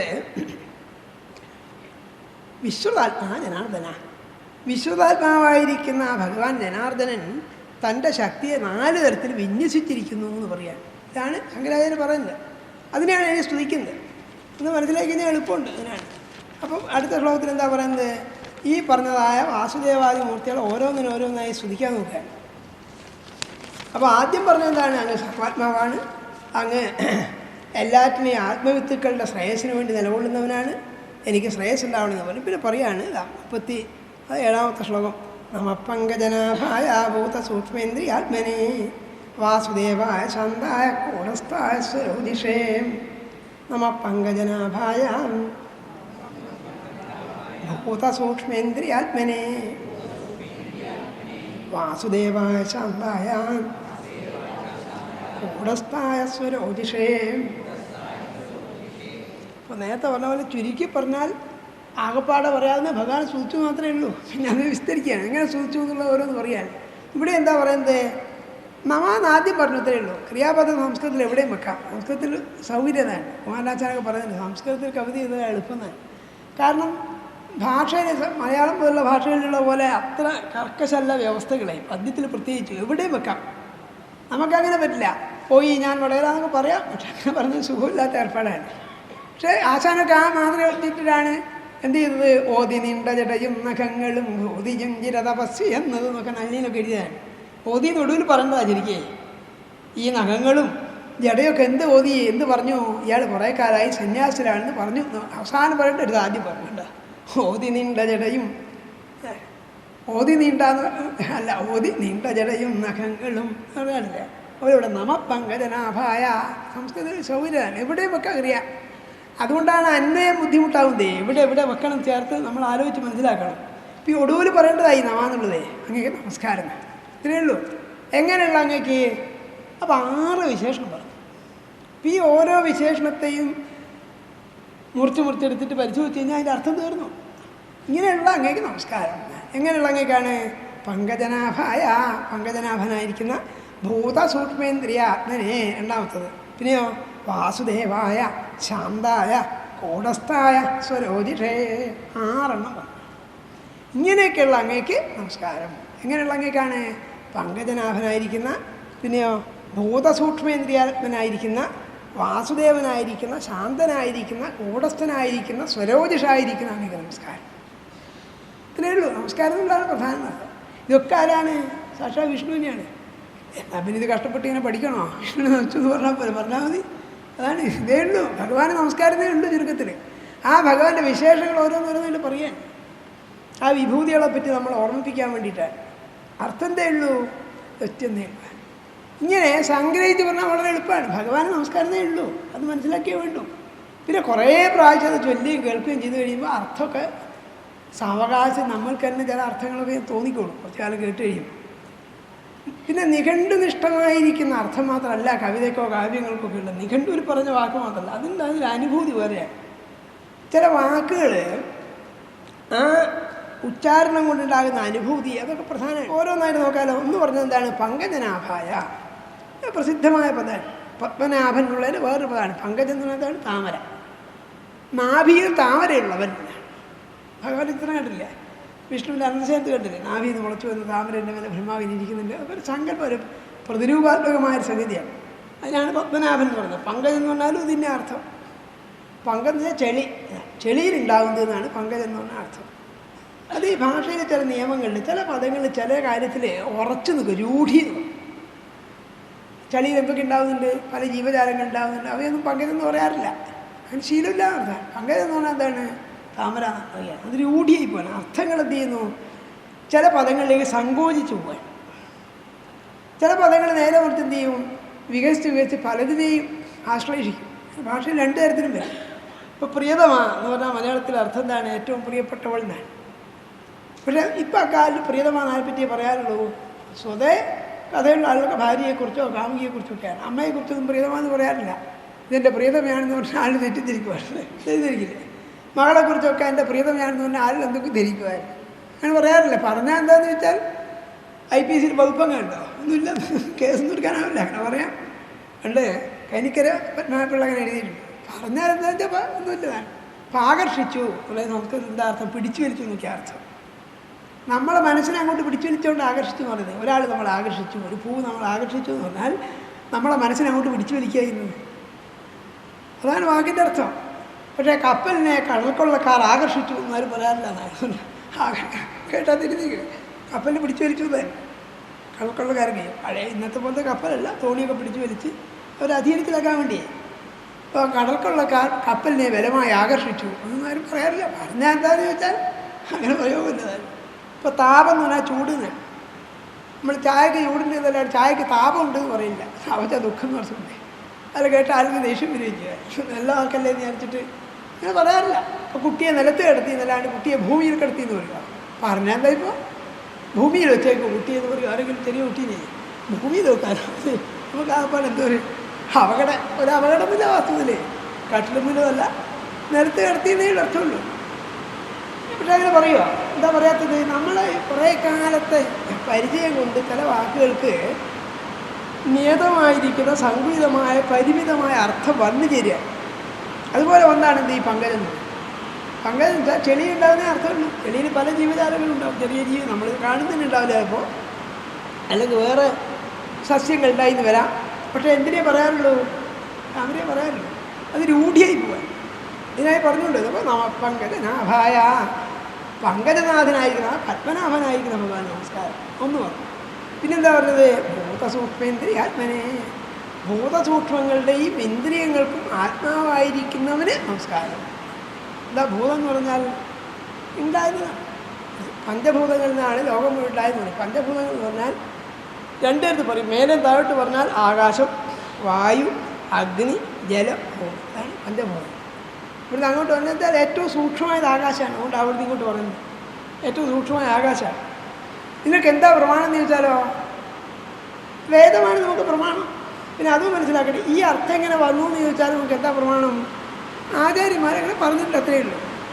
ഇപ്പോൾ പങ്കജം എന്നുള്ളത് താമര എന്ന അർത്ഥം എന്ന് പറഞ്ഞാൽ എന്താ പ്രമാണം? കോശഗ്രന്ഥങ്ങൾ അങ്ങനെ പറഞ്ഞിട്ടുണ്ട്. അങ്ങനെയാണ് പ്രയോഗം. ഇത്രയും നമ്മൾ കണ്ടുപിടിച്ചതല്ല. പറയാൻ പറ്റില്ല, നമുക്കൊന്നും സ്വയം പറയാൻ പറ്റില്ല. കോശങ്ങളിൽ അങ്ങനെ ഉണ്ട്. അമരകോശമോ ശബ്ദകൽപ്പദ്രമോ മേദിനിയോ അമരകോശമൊക്കെ നോക്കി അങ്ങനെ കാണാം. നമ്മളത് അനുസരിക്കുന്നു, അത്രയേ ഉള്ളൂ. അപ്പം ആകാശാദ്യം ഉണ്ടായതുള്ള എന്താണ് പ്രമാണം? വേദമാണ് പ്രമാണം. വേദം പ്രമാണമല്ലാത്തവന് ഇത് പ്രമാണമല്ല, അത്രയേ ഉള്ളൂ. ഇപ്പോൾ ഒരു ക്രൈസ്തവ വിശ്വാസിക്ക് പ്രമാണം ബൈബിളാണ്. ബൈബിളിൽ പറഞ്ഞിട്ട് പ്രമാണമാണ്. അത് ശരിയാണോ എന്ന് പിന്നെ ആൾ ആലോചിക്കുന്നില്ല. അതുപോലെയാണ് ആകാശ സംഭുക, ആകാശാത് വായു, വായോരഗ്ന അഗ്നേരാപഹ എന്നൊക്കെ വേദത്തിലുണ്ട്. അതുകൊണ്ടാണ് ശ്രുതിപ്രമാണമുണ്ട്. ആത്മാവിൽ എന്ത് ചെയ്യുന്നു? ആകാശം ഭൂത, ആകാശം ഉണ്ടായി. ആകാശാത് വായു, ആകാശത്ത് വായു ഉണ്ടായി. വായോരഗ്നേ, വായുവിന് അഗ്നി ഉണ്ടായി. അഗ്നേരാപഹ എന്ന് വേദത്തിൽ പറഞ്ഞിട്ടുണ്ടാണ്. അദ്ധി എന്ന് പറയും. അതുകൊണ്ടാണ് സൂക്ഷ്മമായത് ആകാശമാണ്. അപ്പോൾ ആകാശത്തിന് വികാരം ഉണ്ടായി. വികാരത്തെ മാറ്റുന്ന അർത്ഥമാണ്. ആകാശം വരുന്നതിന് എന്തായി തീർന്നു? സ്പർശഗുണത്തോടുകൂടിയ വായു ഉണ്ടായി. ഇത് പഞ്ചഭൂതങ്ങളെ കുറിച്ചൊരു സങ്കല്പമാണ്. എല്ലാ പുസ്തകങ്ങളിലും താത്വിക ഗ്രന്ഥങ്ങളിലും അത് കാണാം. അതായത് പിന്നീട് ഉണ്ടാകുന്ന ഭൂതങ്ങൾക്ക് ആദ്യം പറഞ്ഞ ഭൂതങ്ങളുടെ ഗുണം സംക്രമിക്കുന്ന. അപ്പോൾ ആകാശത്തിൻ്റെ ഗുണം എന്താണ്? ശബ്ദമാണ് ഗുണം. ആകാശത്തെ ഈ ഒഴിവുള്ള സ്ഥലം, സ്പേസ് എന്ന് പറയുന്നില്ല. ആകാശം വലിയ ശബ്ദം ഉണ്ടാവില്ല. അപ്പോൾ ശബ്ദത്തിൻ്റെ ഗുണത്തോടു കൂടിയാണ് ആകാശം. ആകാശത്തിനുണ്ടായി വായു ഉണ്ടായി. വായുവിൻ്റെ തനതായിരിക്കുന്ന ഗുണം സ്പർശമാണ്. പക്ഷേ വായു എന്തുണ്ട്? അത് ഏതൊരു പഞ്ചഭൂതമായിരിക്കുന്ന ആകാശമുണ്ടായ ആകാശഗുണമായ ശബ്ദമുണ്ട്, സ്പർശമുണ്ട്. രണ്ട് ഗുണമുണ്ട്. വായുവിന് ശബ്ദമുണ്ട്, സ്പർശമുണ്ട്. വായു സ്പർശം കൊണ്ടറിയല്ലോ, വായുവിൻ്റെ ശബ്ദം പ്രതീക്കുകയും ചെയ്താൽ ആ വായുവിൽ നിന്നുണ്ടായി വായുവിന് അഗ്നി ഉണ്ടായി എന്ന് പറയുന്നത്. അഗ്നിക്ക് 3 ഗുണമുണ്ട്. അഗ്നിയുടെ തനതായിരിക്കുന്ന ഗുണം രൂപമാണ്, കാണാൻ പറ്റുന്നത്. പക്ഷേ അഗ്നിക്ക് എന്തൊരു ശബ്ദമുണ്ട്. ചില വർഗ്ഗം കത്തും ശബ്ദമൊക്കെ ഇല്ലേ, അതിന് നിറവുണ്ട്, രൂപമുണ്ട്, അതിന് ശബ്ദമുണ്ട്, അത് സ്പർശിക്കുകയും ചെയ്യും. അതുകൊണ്ട് ശബ്ദ സ്പർശ രൂപത്തോട് കൂടിയതാണിത് അഗ്നി. അഗ്നേരാപഹാന്നില്ല, അഗ്നിയിൽ നിന്നുണ്ടായി ജലം ഉണ്ടായി. അഗ്നേരാപഹാവാത്ത ജലം നടത്തും. ഇതൊക്കെ വളരെ രസകരമായ സംഗതിയായിട്ടോ, അത് പറഞ്ഞാൽ അവസാനിക്കില്ല. കാരണം അഗ്നിയിൽ നിന്ന് ജലം ഉണ്ടായി എന്ന് കേട്ടാൽ സാമാന്യ ബുദ്ധിക്ക് നിരക്കുന്നതല്ല, ശുദ്ധബുദ്ധിയായിട്ട് തോന്നുന്നു. കാരണം അഗ്നി ജലം എന്താണ്? പരസ്പര വിരോധികളാണ്. അഗ്നിയിലേക്ക് ജലം ഒഴിച്ചാൽ അഗ്നി കെട്ടുപോയ. അങ്ങനെ പരസ്പര വിരോധികളായിരിക്കുന്നുണ്ടായി എന്ന് പറഞ്ഞാൽ ശരിയാവുമോ? സംശയമൊന്നുമില്ല. നമുക്ക് എന്ത് വിഡിത്തായി പറയുന്നത് ക്ഷീണം തോന്നില്ലേ? പക്ഷെ വാസ്തവത്തിൽ ചൂടിന്നാണ് വെള്ളം ഉണ്ടായതാണ്. ശാസ്ത്രകാരന്മാരിക്കാൾ തന്നെ പറയുന്നത് നല്ല ചൂടുള്ളപ്പാട് നല്ല മഴ പെയ്യുന്നേ, ചൂട് കൂടുമ്പാണ്. കാരണം ചൂട് കൂടുമ്പോൾ വായു എന്ത് ചെയ്യുന്നു? ഈ തണുതലൊക്കെ വളരെ വേഗം നീരാവിയായിട്ട് വേഗം പോകുന്നു. അത് തണുത്തിൽ മഴയായി പെയ്യും ചെയ്യും. ഒരു ടെസ്റ്റ് ട്യൂബ് എടുത്തിട്ട് നിങ്ങൾ കുറേ ചൂടായി കഴിഞ്ഞാൽ ടെസ്റ്റ് ട്യൂബിൻ്റെ വശങ്ങളിലൊക്കെ ജലത്തുള്ളികൾ കാണാം, നീരാവി കാണാം. നീരാവി ജലമാണ്. എവിടുന്നാണ് ഉണ്ടായത്? ചൂട് പിടിപ്പിച്ചപ്പോൾ ഉണ്ടായതേ. അപ്പോൾ ആ സൂക്ഷ്മമായി മനസ്സിലാക്കണം. അല്ലെങ്കിൽ ഇതൊക്കെ വിട്ടിട്ടായിട്ട് തോന്നുന്നു നമുക്ക്. ഈ സൃഷ്ടി പ്രക്രിയയൊക്കെ വേദങ്ങളിൽ വർണ്ണിക്കുന്നതൊക്കെ ശുദ്ധ വിട്ടിത്താൻ തോന്നും, സൂക്ഷ്മ ആലോചിച്ച. കാരണം ഇല്ലെങ്കിൽ അഗ്നിയും ജലം വെവ്വേറെയാണ്. അപ്പോൾ ഏതൊരു ജലമാണോ, ജലം കൊണ്ട് അഗ്നി ഇല്ലാതായിപ്പോ അഗ്നിയിൽ നിന്ന് ആണ് ജലം ഉണ്ടായതെന്ന് പറഞ്ഞാൽ നമുക്ക് മനസ്സിലാക്കാൻ ആവശ്യമാണ്. പക്ഷെ അങ്ങനെയാണ് സൃഷ്ടി. സൃഷ്ടി എന്ന് പറഞ്ഞാൽ വളരെ അത്ഭുതം. അതുകൊണ്ടാണ് സൃഷ്ടി പ്രക്രിയ മനസ്സിലാക്കാൻ വിഷമമെന്ന് പറയുന്നത്. ഇങ്ങനെയൊക്കെയാണ് അറിയാൻ അറിയുള്ളൂ. അതിന് പിന്നെയും എന്തുകൊണ്ട് വെച്ചാൽ ഉത്തരവൊന്നുമില്ല. അങ്ങനെയാണ് അറിയുള്ളൂ. ശാസ്ത്രാഹിത്യ വിഷയത്തിൻ്റെ പുസ്തകമില്ല, എന്തുകൊണ്ട് പച്ച മാങ്ങ പിന്നെ പഴുത്ത് കഴിഞ്ഞാൽ മധുരിക്കുന്ന എന്തുകൊണ്ട്, നമുക്ക് ചില ഉത്തരമൊക്കെ പറയാം. പിന്നെ എന്തുകൊണ്ടെന്ന് വെച്ചാലോ പിന്നെ മിണ്ടാട്ടിത്തോളം പറയുന്നില്ല, പിന്നെ ഉത്തരമൊന്നുമില്ല. അപ്പോൾ പറയും ഇതിൻ്റെ രാസഘടകങ്ങൾ ചേർന്നുകൊണ്ടാണ് എന്ന് പറയാം. ഇപ്പോൾ പഞ്ചസാര മധുരിക്കുന്നത് എന്താണ് ഇപ്പോൾ വിസ്തരിക്കുന്നില്ല. അത് ഇന്ന ഘടകമുള്ള അതിനെന്തിനാ മധുരം ഉണ്ടായെന്ന് ചോദിച്ചാൽ ഉത്തരവില്ല. എന്തിനാണെന്ന് ചോദിച്ചില്ല, എങ്ങനെ എന്ന് പറയാമെന്ന്. ശാസ്ത്രം എന്തേ പറയുള്ളൂ, എങ്ങനെയെന്ന് പറയുകയേ ചെയ്യുന്നുള്ളൂ. എന്തിനേയും ചോദിക്കുന്ന ഒരു ഉത്തരവില്ല. എന്തുകൊണ്ടെന്ന് വെച്ചാൽ അങ്ങനെയാണ് ഉത്തരവുള്ളൂ. പഞ്ചസാരയ്ക്ക് മധുരവും വേറെ ചില വസ്തുക്കൾക്ക് കയ്പും എന്തുകൊണ്ടുണ്ടായെന്ന് ചോദിച്ചാലോ അത് ഇന്ന ഘടകങ്ങളുണ്ടാകുന്ന വേണമെങ്കിൽ ശാസ്ത്രീയ ഗവേഷണം കൊണ്ട് തെളിയിക്കാം. ആ ഘടകത്തിനെന്തിനാ കയ്പുണ്ടായത് പിന്നെയും ചോദിച്ചാലോ ഒന്നുമില്ല. അതുകൊണ്ടാണ് ഉപനിഷത്ത് കാണാം, ബൃഹദാരണ്യവംശത്തിൽ ഗാർഗിയും ഈ യാജ്ഞവൽക്കരണം തമ്മിൽ വലിയ തർക്കം നടക്കുന്നത്. ഈ ഗാർഗി കുറേ ചോദ്യം ചോദിക്കാൻ, ഓരോ ചോദ്യം ചോദിച്ചാൽ ഉത്തരം പറഞ്ഞു പിന്നെയും ചോദിച്ചുകൊണ്ടിരിക്കുമ്പോൾ അവസാനം യാജ്ഞവൽക്കം പറയുന്നത് ഗാർഗി ഇനി അധികം ചോദിക്കരുത്, അധികം ചോദിച്ചാൽ അതിൻ്റെ തല തന്നെ പൊട്ടിത്തെറിച്ചു ഭീഷണിപ്പെടുത്തൽ പോലെയാണ്. എന്തിനാണ് പറഞ്ഞത്? കാരണം സ്വന്തം നിലനിൽപ്പിനില്ലാണ്ടാവും നടത്തും. അധികം ചോദിച്ചിട്ട് കാര്യമില്ല. കുറേയൊക്കെ പറയാം, എങ്ങനെയും ചോദിക്കാം. എന്തുകൊണ്ട് എന്നുള്ളതിന് വാസ്തവത്തിൽ ശാസ്ത്രത്തിൽ ഉത്തരവില്ല. എന്തിനാ അങ്ങനെയാണ്. ആകർഷണ സിദ്ധാന്തം കൊണ്ടാണ്. ഗുരുത്വാകർഷണം അല്ലെ ഭൂമിയിലേക്കുള്ള ആകർഷണം ഉണ്ടാവും. എന്തിനാ ആകർഷണം ഉണ്ടായെന്ന് ചോദിച്ചാലോ നമുക്കറിയില്ല. അത് 5 ലോകത്ത് അത്രയും പറയാനുള്ളൂ. ഭാരം കൂടിയ വസ്തുക്കൾ എന്തുകൊണ്ടാണ് താഴേക്ക് വീഴുന്നത്, അല്ല മേലെ താഴോട്ടേക്ക് വസ്തു വീഴുന്നത് എന്തുകൊണ്ടാണെന്ന് ചോദിച്ചാൽ എന്തുകൊണ്ടാണെന്നല്ല ശരിക്കും പറയുന്നത്, എങ്ങനെയാണ് വീഴുന്നതെന്ന് പറയാൻ അതിൻ്റെ കാരണം കൊണ്ടാണ്. അതിനെന്താ കാരണം എന്ന് വെച്ചാലോ ചിലപ്പോൾ 1-2 സ്റ്റെപ്പ് വരെ പറയാം. പിന്നെയും ചോദിച്ചുകൊണ്ടിരുന്നാലോ പിന്നെ മിണ്ടാണ്ടിരിക്കത്രയുള്ളൂ. അപ്പോൾ എന്തിനാ ഇതൊക്കെ പറഞ്ഞതെന്ന് പറഞ്ഞാൽ എന്തിനാ പറഞ്ഞത്? ഇതിനൊക്കെ ആത്മാവായിരിക്കുന്ന ഭഗവാനെന്ന് പറയുകയാണ്. ആകാശത്തു നിന്ന് എന്തുണ്ടായി? വായു ഉണ്ടായി, വായുവിൽ നിന്ന് അഗ്നി ഉണ്ടായി, അഗ്നിയിൽ നിന്ന് ജലം ഉണ്ടായി, ജലത്തിൽ നിന്ന് ഭൂമി ഉണ്ടായി എന്ന് പറയാം. ഇതാണ് പഞ്ചഭൂതങ്ങൾ. അപ്പോൾ ശബ്ദഗുണത്തോടുകൂടി ആകാശത്ത് നിന്ന് സ്പർശഗുണത്തോടു കൂടിയ വായു ഉണ്ടായി, അതിൽ നിന്ന് രൂപ സ്പർശ ശബ്ദങ്ങളോടുകൂടി അഗ്നി ഉണ്ടായി, അഗ്നിയിൽ നിന്ന് ചെയ്തു ജലം ഉണ്ടായി. ജലത്തിൻ്റെ പ്രധാന ഗുണം രസമാണ്. രസമൊക്കെ അറിയുന്നത് ജലമായിട്ടാണ്. നമ്മളിപ്പോൾ എന്താ ചവച്ച് കഴിയുന്നു അല്ലെങ്കിൽ അലിച്ചരിക്കുമ്പോൾ ജലസ്വരൂപിയായി മാറുക ചെയ്യുന്നത്. അങ്ങനെയാണ് സ്വാദറിയുന്നത്. അപ്പോൾ സ്വാദറിയുമ്പോഴേക്ക് എന്ത് ചെയ്യുന്നു? ജലസ്വരൂപിയായി മാറും. രസമാണ്. പിന്നെ ജലത്തെ കാണാം, അതുകൊണ്ട് രൂപമുണ്ട്. വെള്ളം കൊഴുകുന്ന ശബ്ദം കേൾക്കുന്നില്ലേ? ശബ്ദമുണ്ട്, സ്പർശമുണ്ട്. ഇപ്പോൾ 4 ഗുണമുണ്ട് എന്നർത്ഥം. 4ാമത്തായിരിക്കുന്ന ഭൂതത്തിൽ 4 ഗുണമുണ്ട്. 5ാമതായി ഭൂമി ഉണ്ടായി. ഭൂമിക്ക് എന്തുണ്ട്? സ്പർശനമുണ്ട്, ദർശനമുണ്ട്, പിന്നെ അതേപോലെ രസമുണ്ട്. അത് പലതരത്തിൽ പറയാം. അപ്പോൾ ഈ വെറും മണ്ണാണ് ഭൂമി എന്ന് വിചാരിക്കുന്നത്. അപ്പോൾ എന്തുണ്ടാകുക? അതിൻ്റെ രൂപം ഉണ്ട്, അതിനെ തൊടാൻ പറ്റും, അതിന് ശബ്ദമുണ്ട്. ഓക്കെ, ഇതിനാണ് ഭൂതാത്മനെ എന്ന് പറഞ്ഞാണ്. ഈ പഞ്ചഭൂതങ്ങൾക്കൊക്കെ അവലംബമായിരിക്കുന്നത്, അതൊക്കെ അതിൻ്റെ തനിയായിരിക്കുന്ന സ്വഭാവങ്ങളോട് നിലനിൽക്കുന്നത് കൊണ്ടാണ്, ഭഗവാന്റെ ഇച്ഛ കൊണ്ടാണ്. ഇത് പറയാനായി പറഞ്ഞു ചെറിയ വാക്കേ ഉള്ളൂ. അതിനാണ് ഭൂതസൂക്ഷ്മേന്ദ്രിയാത്മനെ. ഭൂതങ്ങൾക്കും പിന്നെ സൂക്ഷ്മം അതിൻ്റെ ഗുണങ്ങളാണ്. അതായത് പഞ്ചഭൂതങ്ങൾ എന്ന് പറഞ്ഞാൽ മഹാഭൂതങ്ങൾ എന്ന് പറഞ്ഞാൽ ബാഹ്യമായി പറഞ്ഞാൽ ആകാശം, വായു, അഗ്നി, ജലഭൂമി എന്ന് പറയും. അതിൻ്റെ ഗുണങ്ങളെയാണെന്ന് പറയുന്നത് സൂക്ഷ്മഭൂതം എന്ന് പറയുന്നത്. ആകാശത്തിന് ശബ്ദം, വായുവിന് സ്പർശം, അഗ്നിക്ക് രൂപം, ജലത്തിന് രസം, ഭൂമിക്ക് എന്താണ് ഗന്ധം. ഇതാണ് ഇത് സൂക്ഷ്മ ഗുണങ്ങൾ. അതുകൊണ്ടാണ് ഭൂതസൂക്ഷ്മേന്ദ്രിയാത്മനെ. പിന്നെ ഭൂതങ്ങൾക്കും സൂക്ഷ്മങ്ങൾക്കും ഇന്ദ്രിയങ്ങൾക്കും ആത്മാവായിട്ടുള്ളത്. ഇന്ദ്രിയങ്ങൾ അറിയാലോ, പ്രധാനപ്പെട്ട ജ്ഞാനേന്ദ്രിയങ്ങളാണ്. എന്താണ്? കണ്ണ്, മൂക്ക്, നാക്ക്, തൊക്ക്, ചെവി എന്നിവയാണ്. കണ്ടിട്ടും കേട്ടിട്ടും സ്പർശിച്ചിട്ടും രുചിച്ചിട്ടാണ് നമ്മൾ ലോകത്തറിയുന്നത്. ലോകത്തറിയാനുള്ള പ്രധാനപ്പെട്ട 5 മാർഗങ്ങളിതാണ്.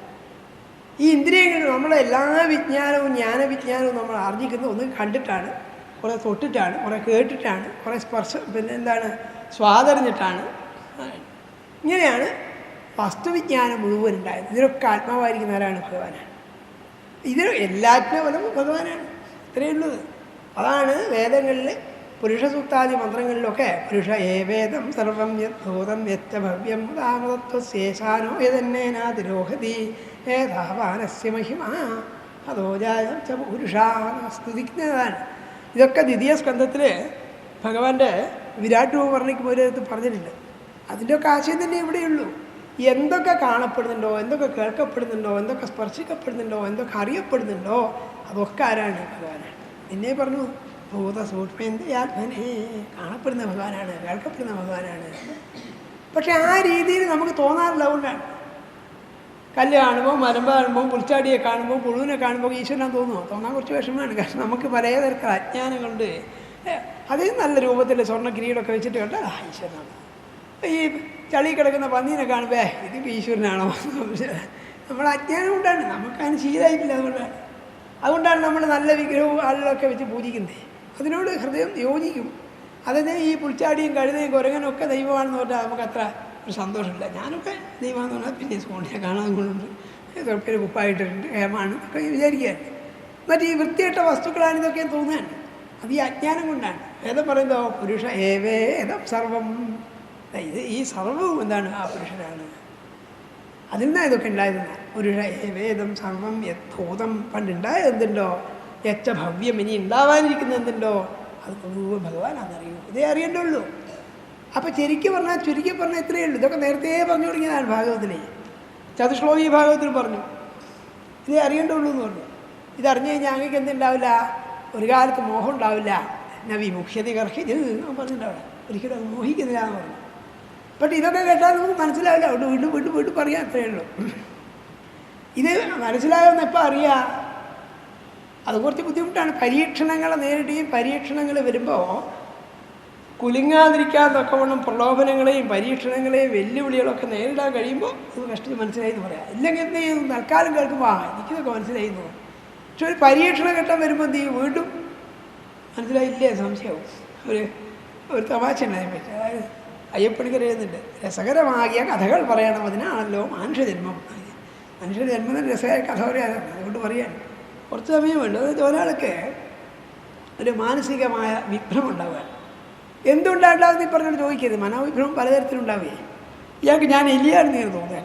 അങ്ങനെ തോന്നുന്നതെന്ന് ചോദിച്ചാൽ ഓടാനും ഒരാൾക്ക് തോന്നിയെന്ന് വരാം. അപ്പോൾ ഞാൻ എലിയാന്ന് തോന്നുമ്പോൾ തീരുന്നു. പൂച്ചനെ കാണുമ്പോൾ പേടിയാണ്. പൂച്ച പിടിക്കുമെന്ന് വിചാരിച്ചിട്ട് അങ്ങനെ കുറേ ചികിത്സയൊക്കെ ചെയ്തു. വിദഗ്ധന്മാരായ ആളുകൾ മാനസിക വിശ്ലേഷണമൊക്കെ നടത്തില്ല. മനഃശാസ്ത്രകാരന്മാർ ചികിത്സിച്ചു. കുറേ കാലം കഴിഞ്ഞപ്പോൾ അതൊക്കെ മാറി ആശുപത്രിയിൽ ഡിസ്ചാർജ് ചെയ്യാറായി. ഇയാൾക്ക് മനസ്സിലായി ഞാൻ എലിയല്ല. അതൊക്കെ കഴിഞ്ഞ് എന്നാലും സംശയം ബാക്കിയാണ്. ഡോക്ടറോട് ചോദിക്കുകയാണ് വരാനാകുമ്പോൾ ഞാൻ എലിയല്ല എന്നൊക്കെ ഡോക്ടർ എനിക്ക് മനസ്സിലായി. പക്ഷേ പൂച്ചയ്ക്ക് ഇത് മനസ്സിലായിട്ടുണ്ടാവുമെന്ന് ഇപ്പം സംശയം. വീട്ടിൽ തന്നെ ചോദിക്കേ എനിക്ക് മനസ്സിലായി ഞാൻ പൂച്ചയില്ലാതൊക്കെ അല്ല എലിയല്ല മനസ്സിലായി. പക്ഷെ പൂച്ചയ്ക്ക് മനസ്സിലായിട്ടാവോ? പൂച്ച ഇപ്പോൾ വിചാരിക്കുന്നുണ്ടാവോ എന്ന് അയാളെ സംശയം. അപ്പോൾ ഇയാൾക്ക് സംശയം തീർന്നിട്ടുണ്ടോ? അതായത് എന്തായാലും സംശയത്തില്ല. അതായത് നമുക്കിതൊക്കെ ശരിയാണെന്ന് പറഞ്ഞു. പക്ഷേ നമുക്കിഷ്ടമല്ലാത്ത രൂപം, ഇഷ്ടമല്ലാത്ത ശബ്ദം, ഇഷ്ടമല്ലാത്ത സ്വാദം കാണുമ്പോൾ ഇതൊക്കെ എന്തിനുണ്ടാക്കി വൃത്തികേട്, ഇതൊക്കെ ഈശ്വരനെതിരെ ഉണ്ടാക്കിയത് മഹാഭാവി എന്ന് തോന്നുന്നത്. അതാണ്. അപ്പോൾ എന്താ വെച്ചാൽ നമുക്കത് സ്വീകരിക്കാൻ പറ്റാത്തതുകൊണ്ടാണ്. അതുകൊണ്ട് ഒക്കത്തിനെ സ്വീകരിച്ചോളണം എന്നല്ല. നമുക്ക് ഈ വിപ്രതിപത്തിയോ വിപ്രിയമോ വിപരീത അഭിപ്രായമൊക്കെ ഉണ്ടാകുന്നത് എന്താണ്? ഒക്കെ ഭഗവാനാന്ന് തോന്നാത്തതുകൊണ്ടാണ്. നമുക്ക് എളുപ്പമുള്ളതും നമുക്ക് സ്വീകരണീയമായതും നമുക്ക് ഉൾക്കൊള്ളാൻ കഴിയുന്നതൊക്കെ കേമാൻ തോന്നും. അല്ലാത്തപ്പോൾ ഇല്ലാന്ന് ചോദ്യനെ ഭാഷയൊക്കെ എഴുതിയിട്ടുണ്ട്. ചക്കച്ചുളയും ചക്കക്കുരുവും ചക്കടവടലും ചക്കക്കൂരും സംബന്ധിക്കുകയൊന്നും കൊള്ളില്ല, എന്തൊരു കഷ്ടം, ഇതെന്തൊരു ദുരിതം. നോക്കണേ, ചക്ക കൊണ്ട് എത്രയോ സാധനം ഉണ്ടാക്കേ, 64 തരം വിഭവങ്ങൾ ഉണ്ടാക്കാൻ, ചിലപ്പോൾ അതിനെ അപ്പുറം ഉണ്ടാക്കാതിരിക്കും എന്ന് കണ്ടുപിടിച്ചിട്ടുണ്ട്. എന്നിട്ട് ഈ പാവി പറയുന്നത് എന്താണ്? സംബന്ധിക്കുന്നത് കൊള്ളില്ലല്ലോ. അത് ദുഷ്ടബുദ്ധീൻ്റെ ശക്തി ചെറുക്കെ കൊള്ളുള്ള ധാരാളൊക്കെ പലതരത്തിലുള്ള പ്രശ്നം വെക്കാം, പായസം വെക്കാം, എരിശ്ശേരി ഉണ്ടാക്കാം, പപ്പടം ഉണ്ടാക്കിയിട്ടില്ലേ. ഇത് ചക്ക കൊണ്ട് എന്തൊക്കെ ചെയ്യാമെന്നറിയോ? ഇതൊക്കെ ഉണ്ടായിരിക്കുക. ഈ ദുർബുദ്ധി പറയുന്നത് എന്താണ്? ചമ്മന്തിക്കുകയൊന്നും കൊള്ളില്ല, എന്തൊരു കഷ്ടം, എന്തൊരു ദുരിതം, എന്തൊരു ഭദ്രമായിരുന്നില്ലേ. അത് ബുദ്ധിയുടെ ഒരു വൈകല്യമാണ്. അപ്പോൾ നമുക്കിതൊക്കെ കേട്ട് കഴിഞ്ഞാലും പറഞ്ഞൊക്കെ ശരിയാ, എന്നാലും ഒരു വാക്കുണ്ടാവും. നമുക്കിതാണ്, നമുക്ക് എന്നാലും എങ്കിലും പക്ഷേ എന്നൊക്കെ ഉണ്ട്. അവിടെ നമുക്ക് ഇഷ്ടമില്ലാത്ത രൂപം കാണുമ്പോൾ, അല്ലെങ്കിൽ ഇഷ്ടമില്ലാത്തൊരു സ്വഭാവം കാണുമ്പോൾ ഇത് ദൈവസൃഷ്ടിയാന്ന് തോന്നുമോ? കുറച്ച് വിഷമാണ്. പക്ഷെ ഇത് ഉറയ്ക്കാനാണ് നിരന്തരം കേട്ട് കേട്ട് വരുമ്പോൾ നമ്മുടെ വിപരീത വാസനകൾ പതുക്കെ പതുക്കെ ഇല്ലാണ്ടായിന്ന് വരാം, ഇത്രയും പറയാൻ പറ്റുള്ളൂ. ഏതായാലും വിപരീത വാസന വർദ്ധിക്കാണ്ടിരിക്കുകയും ചെയ്യും. അതിനാണ് ഇതൊക്കെ കേൾക്കുന്നത്. കേട്ട് കേട്ട് കേട്ട് ആർദ്രത ഉണ്ടാവും. അതിന് ആർദ്രത വന്നു കഴിഞ്ഞാൽ നമുക്ക് വേറെന്തിനെ പറ്റിയുള്ള, വേറെ വസ്തുക്കളെ പറ്റിയോ ജീവജാലങ്ങളെ പറ്റിയുള്ള വിപരീത അഭിപ്രായം കുറഞ്ഞു വരും. അതിനാണ് അവിടെ എല്ലാറ്റിലുള്ള ആരാണ്? ഭഗവാനാന്ന് പറയാൻ. നമ്മൾ പറയാണ് പങ്കജനാഭായാഭൂത സൂക്ഷ്മേന്ദ്രിയാത്മനെ, ഭൂതങ്ങൾക്കും സൂക്ഷ്മക്കും ഇന്ദ്രിയങ്ങൾക്കും നാഥനായവനെ അങ്ങേക്ക് നമസ്കാരം. ഓരോന്നിനോടും നമസ്കാരം നടത്തും. അങ്ങേക്ക് നമസ്കാരം. പിന്നെയും പറയാണ് വാസുദേവായ, വാസുദേവനായിരിക്കുന്ന അങ്ങേക്ക് നമസ്കാരം.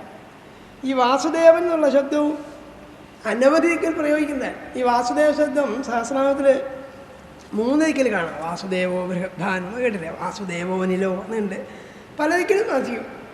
ഇതിന് 2-3 തരത്തിൽ അർത്ഥം പറഞ്ഞിട്ടുണ്ട് ആചാര്യന്മാർ. വാസുദേവൻ എന്നുള്ള ശബ്ദത്തിന് പലതരത്തിൽ അർത്ഥം പറയാം.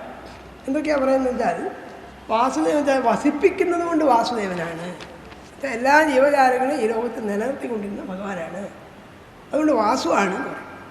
നമുക്ക് വാസുവിച്ച ഒരാളാന്ന് തോന്നുന്നു, അങ്ങനല്ല, വാസുവാണ്. പിന്നെ ദേവനുമാണ്, അതുകൊണ്ട് വാസുദേവനാണ്. ഇപ്പോൾ ശങ്കരാചാര്യപ്പോലുള്ള ആചാര്യന്മാർ പറഞ്ഞിട്ടുള്ളതാണ്. നേരത്തെ പറഞ്ഞത് നമുക്കായിട്ടൊന്നും പറയാനില്ല, അവരങ്ങനെ പറഞ്ഞിട്ടുണ്ടെന്ന് പറഞ്ഞാൽ. അതുകൊണ്ട് അതിനെപ്പറ്റി ധാരാളം പ്രമാണങ്ങളുണ്ട്. ആ പ്രമാണമാണ് 3 തരത്തിൽ പ്രമാണം ശങ്കരാചാര്യ സഹസ്രനാമത്തിൻ്റെ ഭാഷ്യത്തിൽ ഉദ്ധരിക്കും. ഒന്നിതാണ് ഛാദയാമി ജഗൽ സർവം ഭൂത്വാ സൂര്യവം ശുഭി സർവഭൂതാധിവാസശ്ചാവാസുദേവസ്തദാ സ്മൃത. മഹാഭാരതത്തിലുള്ളതാണ്. വീണ്ടും വാസന സർവഭൂതാനാം വസുത്വാ ദേവ യോനിതാം വാസുദേവസ്തോ വിദ്യ എന്ന് മഹാഭാരതത്തിലുണ്ട്. എന്താ വേണം പറയുന്നത്?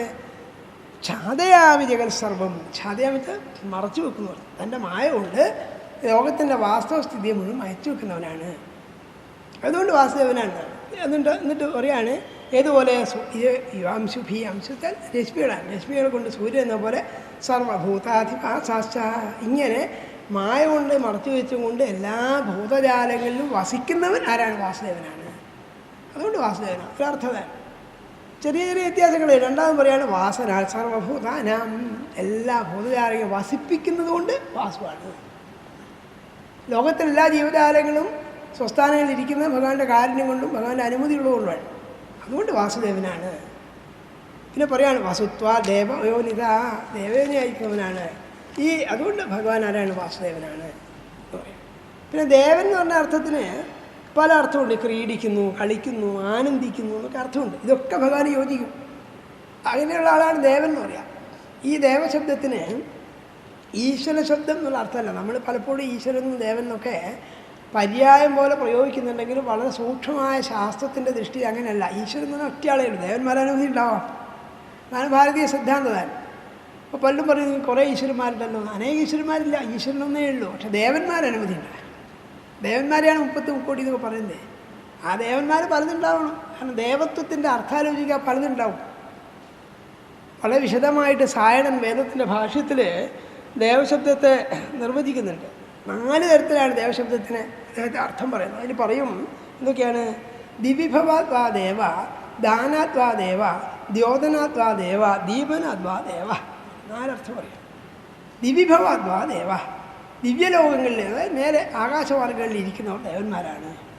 അത് അർത്ഥമാണ്. മറ്റൊന്ന് ദാനാത്മാ ദേവ, ദാനം ചെയ്യുന്നത് കൊണ്ട് ദേവന്മാരാണ്. പിന്നെന്താണ്? ദീപനാത്മാ ദേവ, പ്രകാശിപ്പിക്കുന്നതുകൊണ്ട് ദേവന്മാരാണ്. സ്വയം പ്രകാശിക്കുന്നതുകൊണ്ട് ദേവന്മാരാണ്. ദ്യോതനാത്മാ ദേവ, ദീപനാത്മാ ദേവ.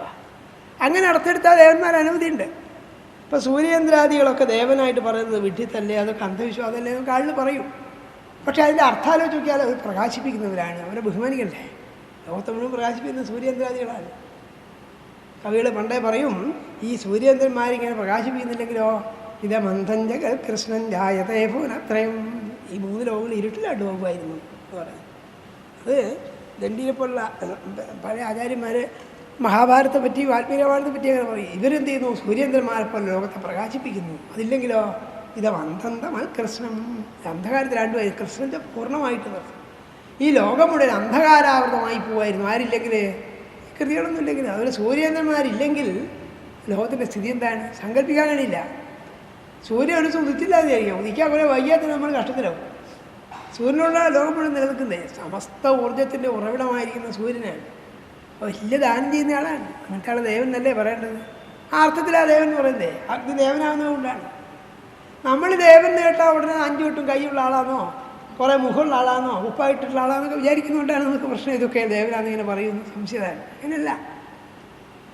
നമ്മൾ ഈ രവിവർമ്മേൻ്റെ ചിത്രമൊക്കെ കണ്ടിട്ട് 5 വട്ടം കയ്യോ അല്ല കയ്യിലൊക്കെ സാധനം ഉണ്ടാവും. ദേവന്മാരെ കണ്ടിട്ടുണ്ടോ? ചിത്രത്തിലൊക്കെ ഒറ്റ കൈ ഒഴിവുണ്ടാവില്ല. പാവം തോന്നും. എന്തൊരു പ്രാരബ്ധം. 16 കയ്യിൽ ഒരു സാധനം ഉണ്ടാവും. ഒരു കാലത്ത് സ്വൈര്യമില്ലാന്ന് തോന്നില്ലേ? ഇങ്ങനെ ദേവീൻ്റെ ചിത്രം ഇടില്ലേ? സായുധാഷ്ടമഹാഭുജ എന്നൊക്കെ 8 കയ്യിൽ ഓരോ ആയുധം ഉണ്ടാവും. എന്തൊരു കഷ്ടം, എന്തൊരു ദയനീയത നോക്കും. അതൊരു ഭാവം കാണിക്കുന്നേ ഉള്ളൂ. എല്ലാം പോയി എടുത്ത് നടക്കുകയല്ല അവർ ചെയ്യുന്നത്. ഇപ്പം ബലരാമന് ഹലായുധ എന്ന് പേരുണ്ട്. എന്നിട്ട് കലപ്പയും ചോളിൽ വെച്ചിട്ട് ഉഴാൻ്റെ ഓതി വെച്ച് നടക്കുമെന്നല്ലാണ് ചെയ്യുന്നത്. അത് വേണ്ട സമയത്ത് കയ്യിൽ വരും, അത്രയേ ഉള്ളൂ. അതുകൊണ്ട് ഇങ്ങനെ നടക്കുന്നൊന്നുമില്ല. വിചാരിക്കുമ്പോൾ കയ്യിൽ വരിക. ചിത്രത്തിലാണ് കാണിക്കുന്നത്, അങ്ങനെ കാണിക്കുന്നേ ഉള്ളൂ. അപ്പോൾ എന്തിനൊക്കെ പറഞ്ഞു വെച്ചാൽ അതുകൊണ്ട് ഇവരൊക്കെ കാണുമ്പോൾ ഇങ്ങനെയാണ് ദേവന്മാരെന്ന് വിചാരിച്ച് ശീലിച്ചു പോയതുകൊണ്ടാണ് നമുക്ക് അഗ്നി ദേവനാണ്, വായു ദേവനാന്നൊക്കെ പറയുമ്പോൾ അതെന്ത് ദേവനാണ്, തീപ്പെട്ടി കണ്ടുപിടിച്ചോടുകൂടി ഈശ്വരത്തിനെ വെട്ടിയിലാക്കാൻ കഴിയല്ലോ എന്നൊക്കെ പറയുന്നത് അല്ല. അങ്ങനെയല്ല. ദേവശബ്ദത്തിൻ്റെ അർത്ഥം ഇതാണ്. അതൊക്കെ ബഹുമാനിക്കേണ്ടതാണ്. അപ്പോൾ പിന്നെ ദാനാദ്വാ ദേവ, ദാനം ചെയ്യുന്നത് കൊണ്ട് ആരാണ്? ദേവന്മാരാണ്. എന്താ ദാനം ചെയ്യുന്നത്? പ്രകാശം ദാനം ചെയ്യുന്നു. ഇനി മഹാത്മാക്കളുടെ ദേവൻ എന്ന് പറയുന്നത് ശ്രീരാമകൃഷ്ണദേവൻ എന്നൊക്കെ പറയുന്നില്ലേ, ശ്രീനാരായണ ഗുരുദേവൻ. ചിലർക്ക് കേട്ടാൽ വലിയ വിഷമമാണ്. മനുഷ്യനല്ലേ ദേവൻ എന്ന് പറയാൻ പാടുണ്ടോ? അവർ വലിയ ദേവന്മാരാണ്. കാരണം അവരെന്ത് ചെയ്തു? ദാനാദ്വാ ദേവ, ദാനം ചെയ്തു. എന്താ ദാനം ചെയ്തത്? ജ്ഞാനം ദാനം ചെയ്തു. അജ്ഞാനികളായ ആൾക്ക് വേണ്ടിയിട്ട് സന്മാർഗ ബോധം ഉണ്ടാക്കാൻ വേണ്ടി, താത്വിക ബോധം ഉണ്ടാക്കാൻ വേണ്ടിയിട്ട് അനേകം ഗ്രന്ഥങ്ങൾ രചിച്ചു, ലോകത്തെ പഠിപ്പിച്ചു. അതുകൊണ്ട് വലിയ ദേവന്മാരാണ്. അതുകൊണ്ടാണ് ദേവൻ എന്ന് പറയുന്നത്. അല്ലാതെ എല്ലാ കാര്യത്തിലും സമീകരിച്ച് പറയരുത്. ചില കാര്യങ്ങളെ കൊണ്ടാണ്. ദാനം ചെയ്തുകൊണ്ട് ദേവന്മാരാണ്. അതുകൊണ്ട് ദാനാത്വാ ദേവ, പിന്നെ ദ്യോധനാത്വാ ദേവ, പ്രകാശിപ്പിക്കുന്നതുകൊണ്ട് ദേവൻ. സ്വയം പ്രകാശിക്കും. സൂര്യനൊക്കെ സ്വയം പ്രകാശിക്കുന്നു, മറ്റുള്ളവരെ പ്രകാശിപ്പിക്കുകയും ചെയ്യുന്നതുകൊണ്ട് ദേവനാണ്. അപ്പം ഇങ്ങനെ കാലം ചോദിക്കുക എന്താണ്? ഇവരൊക്കെ ദേവന്മാരാണ്. അങ്ങനെയാണ് നമ്മൾ മനസ്സിലാക്കേണ്ടത്. അല്ലാതെ പക്ഷെ നമുക്ക് ഈ പുരാണങ്ങൾ വായിച്ചിട്ടും ചിത്രം കണ്ടിട്ടൊക്കെ ദേവൻ എന്ന് പറഞ്ഞാൽ ഇങ്ങനെ എന്തൊക്കെയോ ചില സ്വരൂപത്തോടു കൂടിയാണെന്ന് വിചാരിക്കുന്നതുകൊണ്ടാണ്. അങ്ങനെയല്ല. അങ്ങനെ തത്വങ്ങൾ അടിസ്ഥാനം പറഞ്ഞാൽ ദേവന്മാർ 30 കൂടിയല്ല എത്രയോ ഉണ്ടാവാം ദേവന്മാർ. ഒക്കെ ദേവന്മാരായി മാനിക്കുന്നു നമ്മൾ. അതുകൊണ്ടാണ്. അപ്പം അങ്ങനെയുള്ളതാണ് ദേവശബ്ദം. അതുകൊണ്ട് ദേവനാണെന്ന് പറയാം. അപ്പോൾ എന്തിനൊക്കെ പറഞ്ഞത്? വാസുദേവൻ എന്ന് പറഞ്ഞാൽ അതുകൊണ്ടാണ്. വാസു ആയതുകൊണ്ടും ദേവനായതുകൊണ്ടും ദേവൻ ഇങ്ങനെയും ദേവനാണ്. പിന്നെ ക്രീഡിക്കുന്നതുകൊണ്ട്, ആനന്ദിക്കുന്നതുകൊണ്ട്, സൃഷ്ടിക്കുന്നതുകൊണ്ട് എന്നൊക്കെ അർത്ഥം പറയാം. അതുകൊണ്ട് ദേവനാണ്. പിന്നെ വേറെ എന്ന് പറയാണ് സർവത്രാസൗ സമസ്തഞ്ച വസത്യേതി തത്ര വയ്യത അതസ വാസുദേവേതി വിദ്വദ്ഭി പരിപക്ഷ്യതേ. വിദ്വാൻമാരാൽ പഠിക്കപ്പെട്ടിരിക്കുന്നു, പറയപ്പെട്ടിരിക്കുന്നു പറയാണ്. എന്തുകൊണ്ടാണ്? സർവത്രാസൗ സമസ്തഞ്ച, എല്ലായിടത്തിലും എല്ലാറ്റും നിൽക്കുന്നവനാണ്. അതുകൊണ്ട് വാസുദേവനാണ്. അത് വിഷ്ണുവിനാണെന്ന് പറഞ്ഞാൽ സർവത്രാസൗ.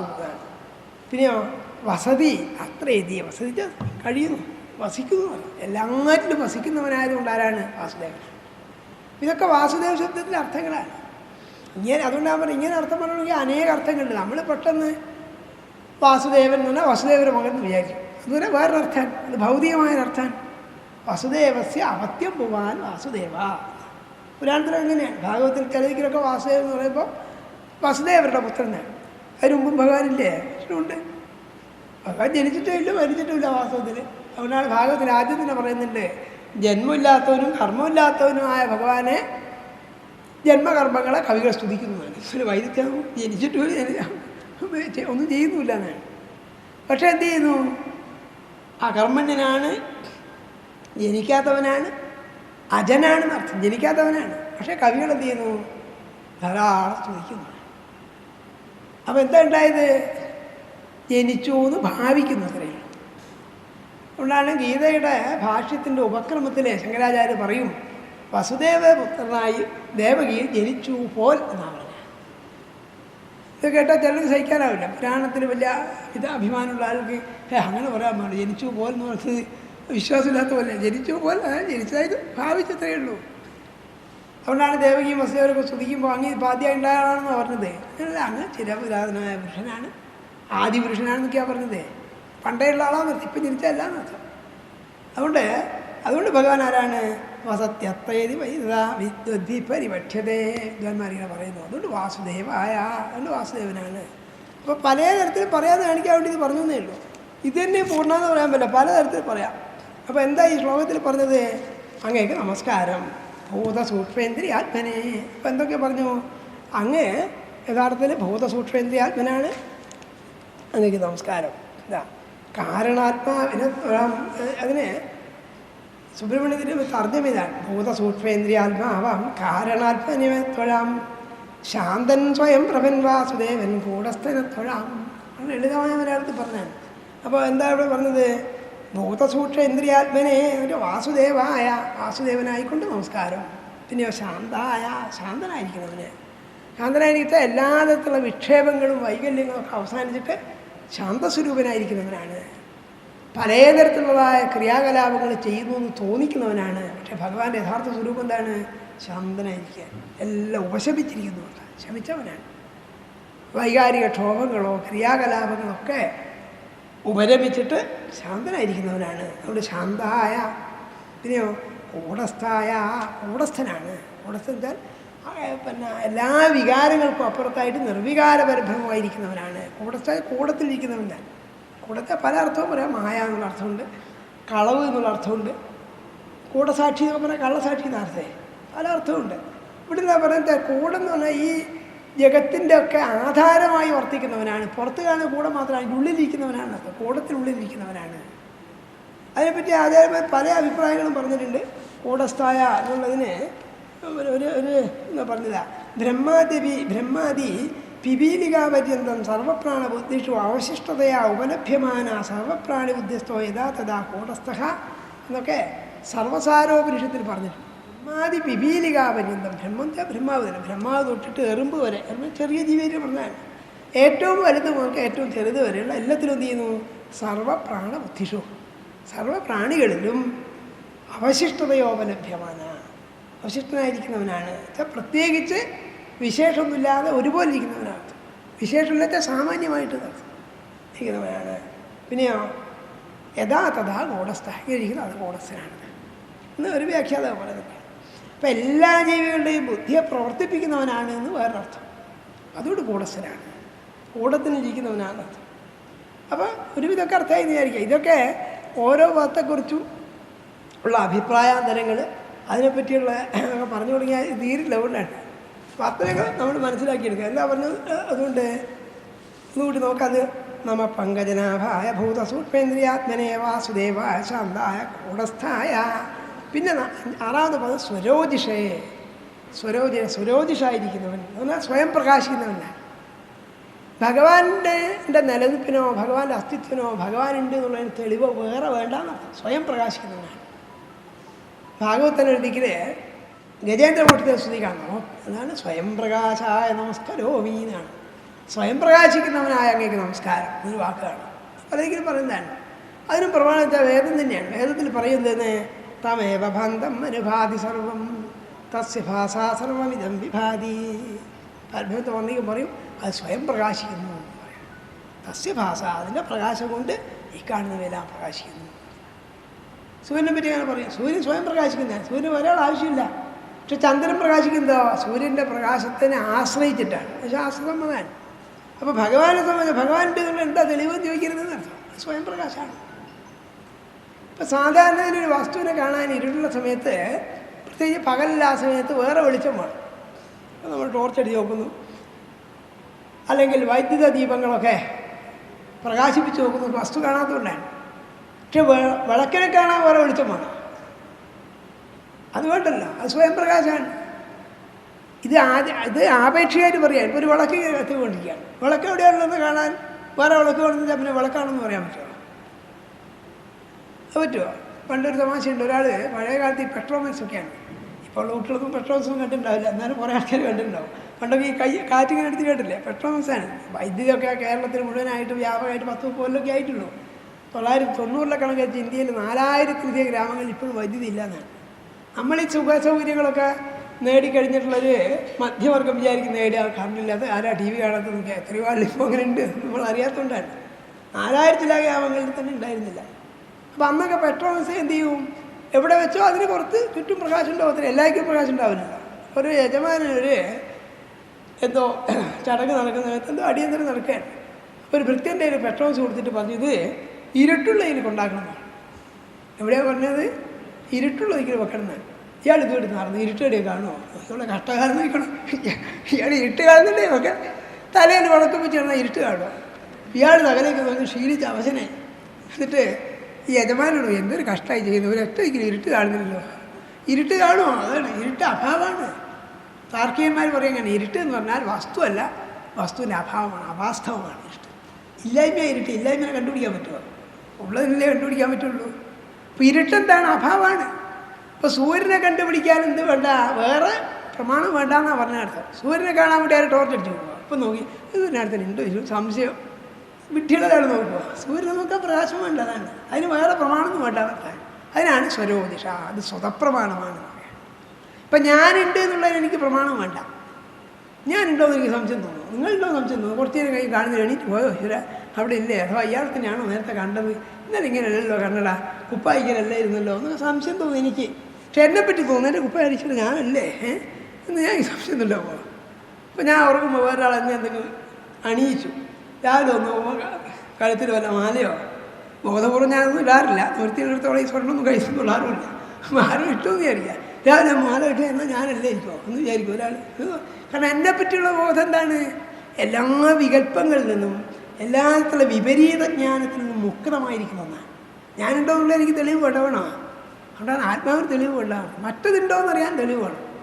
അതുകൊണ്ട് സർദാർജി കഥകൾ കേട്ടില്ലേ, അതിനൊരു തമാശയുണ്ട്. ഒരാൾ ഉറങ്ങിപ്പോയ സമയത്ത് പിന്നെ കൂട്ടുകാരൊക്കെ കൂടി ഇയാളുടെ താടി പഠിച്ചു കളയോ അല്ല താടി വരച്ചു വെക്കുകയോ എന്തോ ചെയ്തു, എന്തോ ഒരു വികൃതം ചെയ്തു ആളെ മുഖത്ത്. ഇയാളെന്ത് ചെയ്തിട്ട് ഉടന്നു കഴിഞ്ഞിട്ട് ഇറങ്ങാനുള്ള സ്റ്റേഷനായപ്പോൾ കണ്ണാടി ഇട്ടല്ലേ ഈ വാതിലൊക്കെ കണ്ണാടി പോയി നോക്കിയപ്പോൾ താടിന്ന് കാണാനില്ല. അപ്പോൾ ശശിരാ ഞാനല്ലേ എന്നാൽ ഇത് ഞാനല്ലേ ഇറങ്ങേണ്ടത് അങ്ങനെ സംശയം വിട്ടിട്ട് കൊണ്ട് താടി പോയപ്പോൾ എന്ത് ചെയ്തു, താടീനെ പറഞ്ഞ് നിങ്ങളെ കുറച്ച് കഴിഞ്ഞ പോലെ വേറെ സംശയം എന്നാൽ ഞാനായിരിക്കില്ലേ ഇത് ഇരിക്കുന്ന ആളെ അയാൾ തോന്നുമോ? അത് വിട്ടിത്തതിൻ്റെ ഗതിയാണ്. അപ്പം ആത്മാവിനെ തിരിച്ചറിയാൻ എന്ത് വേണ്ട? വേറെ തെളിവ് വേണ്ട. അതിനാണ് സ്വരോജിഷയെ സ്വയം പ്രകാശിക്കുന്നതിനാണ്. അതാണ് ഭാഗവത്തിൽ വേറെയൊക്കെ പറഞ്ഞത്, സ്വയം പ്രകാശായ നമസ്കരോമി, സ്വയം പ്രകാശിക്കുന്നവനായ അങ്ങക്ക് നമസ്കാരം. അത് സ്വതപ്രമാണമാണ്, എന്തല്ല അർദ്ധപ്രമാണമല്ല. വേറെന്തിനും പ്രമാണം വേണ്ട. ബാക്കിയൊക്കെ ഉണ്ട് എന്നുള്ളതിന് പ്രമാണം വേണം. എനിക്കൊന്ന് തൊട്ട് നോക്കണം, അല്ലെങ്കിൽ ഞാൻ നിങ്ങളുടെ ശബ്ദം കേൾക്കണം, അല്ലെങ്കിൽ നിങ്ങളെ കണ്ണുകൊണ്ട് കാണണം, ഇതൊക്കെ വേണം. നിങ്ങളുണ്ടോയെന്ന് അറിയാം. അപ്പം ഞാൻ കണ്ണിൽ ഇരിക്കാതിരിക്കുക, കണ്ണി തുറന്നു നോക്കുമ്പോൾ നിങ്ങൾ ശബ്ദം നിന്നേക്കാൾ എണീറ്റ് പോയാൽ ഞാൻ അറിയില്ല നിങ്ങളാരുണ്ടോ ഇല്ലയോ എന്നറിയോ. അല്ല വലിയ ഇരുട്ട് വന്നു, ശബ്ദം കൊണ്ടാണ് പിന്നെ കസേര നീക്കുന്ന ശബ്ദമോ നടന്നു പോകുന്ന ശബ്ദമോ കേട്ടിട്ട് ഊഹിക്കാം. ഒരു ശബ്ദമില്ല, കുറച്ച് എണീറ്റ് പോകും, നിങ്ങളുണ്ടോ ഇല്ലെന്ന് ഞാനറിയോ. പക്ഷെ ഞാനുണ്ടോ എന്ന് എനിക്ക് സംശയം ഉണ്ടാകുമോ? ഞാൻ കസേര ഇല്ല ഈശ്വര പരിപാടി. ഞാനുണ്ട് എന്നുള്ള ബോധം എപ്പോഴും ഉള്ളതാണ്. ഇതൊക്കെ പറഞ്ഞു ഇങ്ങനെ വിപുലമായിട്ട് ധാരാളം അർത്ഥാന്തരങ്ങളിലേക്ക് പോകാൻ പോകാൻ. അതുകൊണ്ട് സ്വയം പ്രകാശായ നമസ്കരോമി.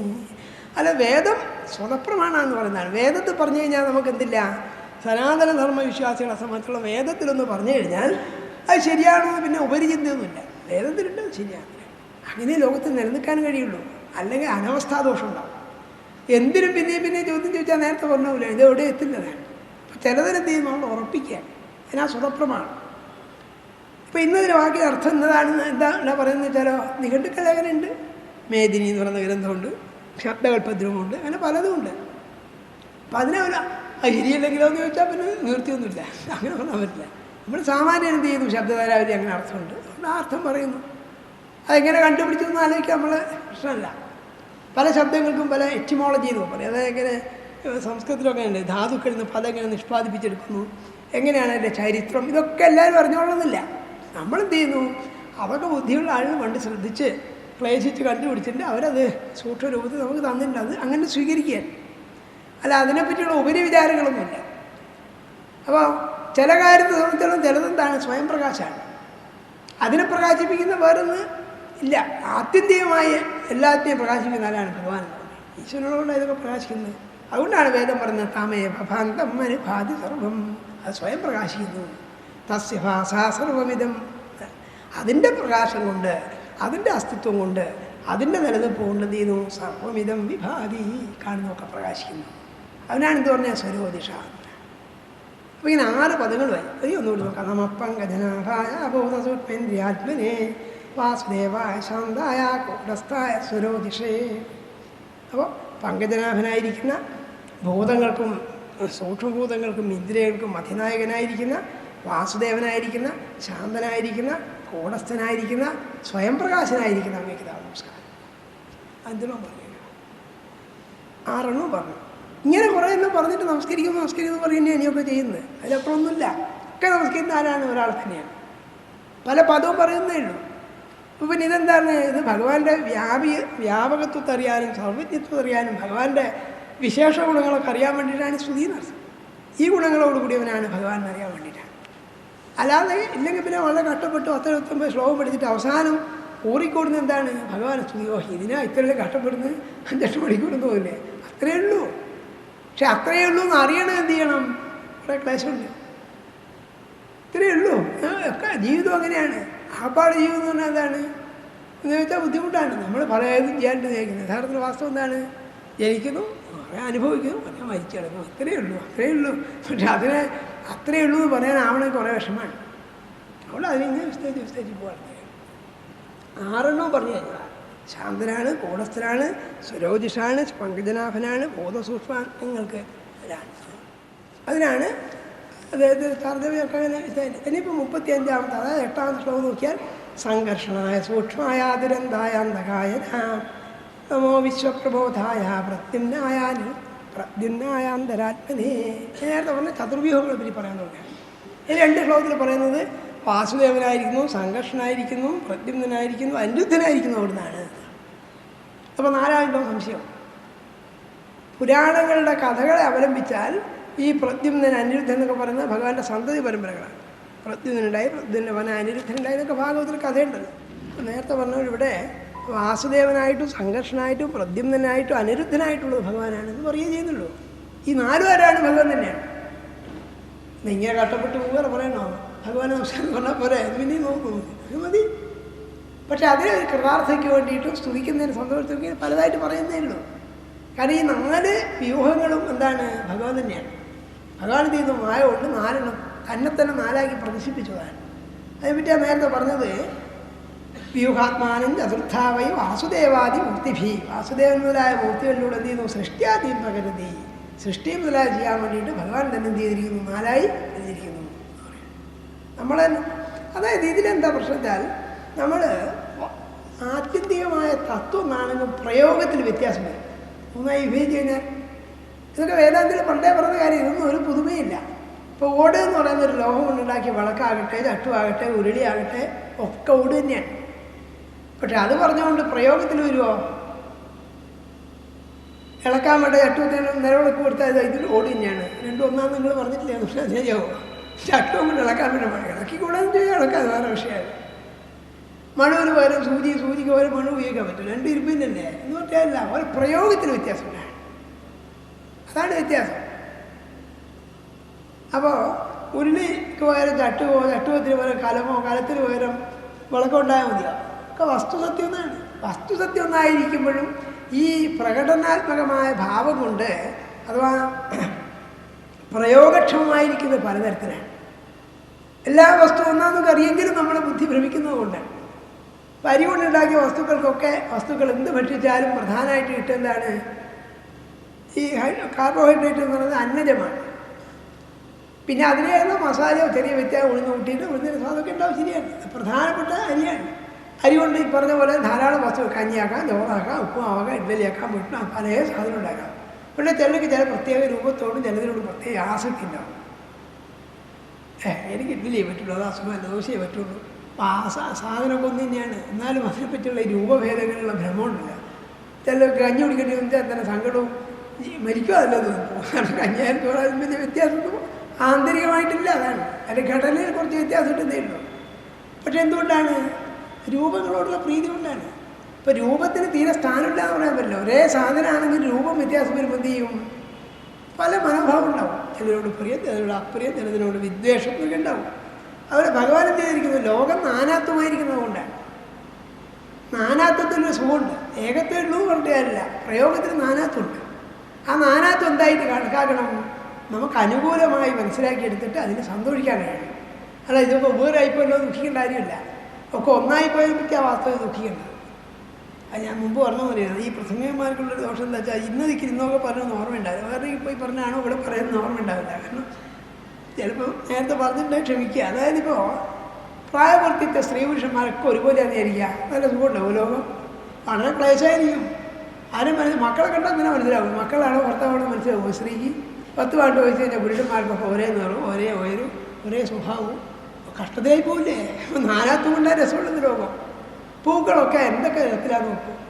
ചുവന്നിട്ടും മഞ്ഞായിട്ടും നീലനിറായിട്ടും എല്ലാം ഒരുപോലെയാണെങ്കിൽ ആ പാടെ ചുവന്ന എമ്പരത്തിയേ ഉള്ളൂ. ലോകത്തിൽ തന്നെ ജീവിതം എന്തൊരു പോറാണെന്നോ വെച്ചിരിയാണെങ്കിൽ പോയാവില്ലേ? അപ്പം നാനാത്വത്തിൻ്റെ രസമാണ്. പക്ഷെ നമ്മളെന്ത് ചെയ്യുന്നു? നമുക്കിഷ്ടമുള്ള മാത്രം മതിയെന്ന് വിചാരിക്കുന്നുണ്ടാണ്. അതുകൊണ്ടല്ല ലോകം രസകരമായിരിക്കുന്നത് പലതരത്തിലായതുകൊണ്ടാണ്. പക്ഷെ അതുകൊണ്ട് വിദ്വേഷമോ പ്രിയം വർദ്ധിച്ചിട്ട് വേറൊരാളുടെ വിപരീത ബുദ്ധി ഉണ്ടാവരുതെന്നേ ഉള്ളൂ. ആ നാനാത്വത്തെ മനസ്സിലാക്കി ആസ്വദിക്കാൻ സാധിക്കണം. ഒരു കലയേ ഉള്ളൂ, ഒരു സാഹിത്യമേ ഉള്ളൂ, ഒരു തരത്തിലുള്ള പാട്ടേ ലോകത്തുള്ളൂ വെച്ചാൽ ലോകത്ത് ബോറടിക്കില്ലേ? അവിടെ പല രാഗങ്ങൾ, പലതരത്തിലുള്ള താളങ്ങൾ, പലതരത്തിലുള്ള വേഷങ്ങൾ. അതുകൊണ്ടാണ് ലോകം രസമായിരിക്കുന്നത്. പട്ടാളച്ചിട്ടാന്ന് പറയുന്ന പോലെ പട്ടാളക്കാർക്ക് ഒരേ യൂണിഫോമൊക്കെ ഉണ്ടാവും. അതിലൊരു രസമുണ്ട്. പക്ഷെ അത് കുറച്ച് കഴിയുമ്പോൾ മടുക്കും. ഈ അനന്തമായിരിക്കുന്ന ഈ വൈചിത്രത്തിലാണ് സുഖമുള്ളത്. ആ വൈചിത്രം ഉണ്ടാക്കാൻ വേണ്ടി എങ്ങനെയൊക്കെ ചെയ്തതെന്ന് പറയാം. അതുപോലെ ഒന്നേ ഉള്ളൂ. അതുകൊണ്ടാണ് നേരത്തെ എന്താ പറഞ്ഞത്, ഉൽപ്പത്തി അസംഭവാത് എന്ന് പറയുന്നൊരു വേദാന്ത സൂത്രം. ഉൽപ്പത്തി അസംഭവമായതുകൊണ്ട് എന്ന് പറയും. ഉൽപ്പത്തി അസംഭവാത് ഉൽപ്പത്തി തന്നെ ഇല്ല എന്നാണ്. ഉൽപ്പത്തി പ്രളയം വിനാശം എന്നൊക്കെ പറയുമെങ്കിലും വേദാന്തത്തിൻ്റെ പരമ താല്പര്യം എന്താണ്? സൃഷ്ടി ഉണ്ടായിട്ടില്ല, പ്രളയം ഉണ്ടായില്ല. ഇതൊക്കെ ആദ്യം കേട്ടാൽ തന്നെ നമുക്ക് വിഷമമാവും. എന്നിട്ട് പിന്നെ ഭഗവാൻ സൃഷ്ടിച്ച് നമുക്ക് പറഞ്ഞോ സൃഷ്ടിനെ പറ്റി പറഞ്ഞാൽ ഇഷ്ടംപോലെ ഉണ്ട്. പക്ഷെ പറയുന്നതോ വാസ്തവത്തിൽ സൃഷ്ടി ഉണ്ടായിട്ടില്ല, പ്രളയം ഉണ്ടായി. പിന്നെ എന്താ ഉണ്ടായത്? ഉണ്ടായി എന്ന് തോന്നി. ഈ പ്രശ്നം ഈ തോന്നലുണ്ടായി പ്രശ്നമേ. അതുകൊണ്ടാണ് മാണ്ഡുക്യവല്യത്തിൻ്റെ കാരികയിൽ ഋഷി പറയുന്നുണ്ട്, ഇത്യേഷ പരമാർത്ഥത പ്രളയമില്ല, ഉൽപ്പത്തിയില്ല. ഇത്യേഷ പരമാർത്ഥത. പരമാർത്ഥം എന്താണ്?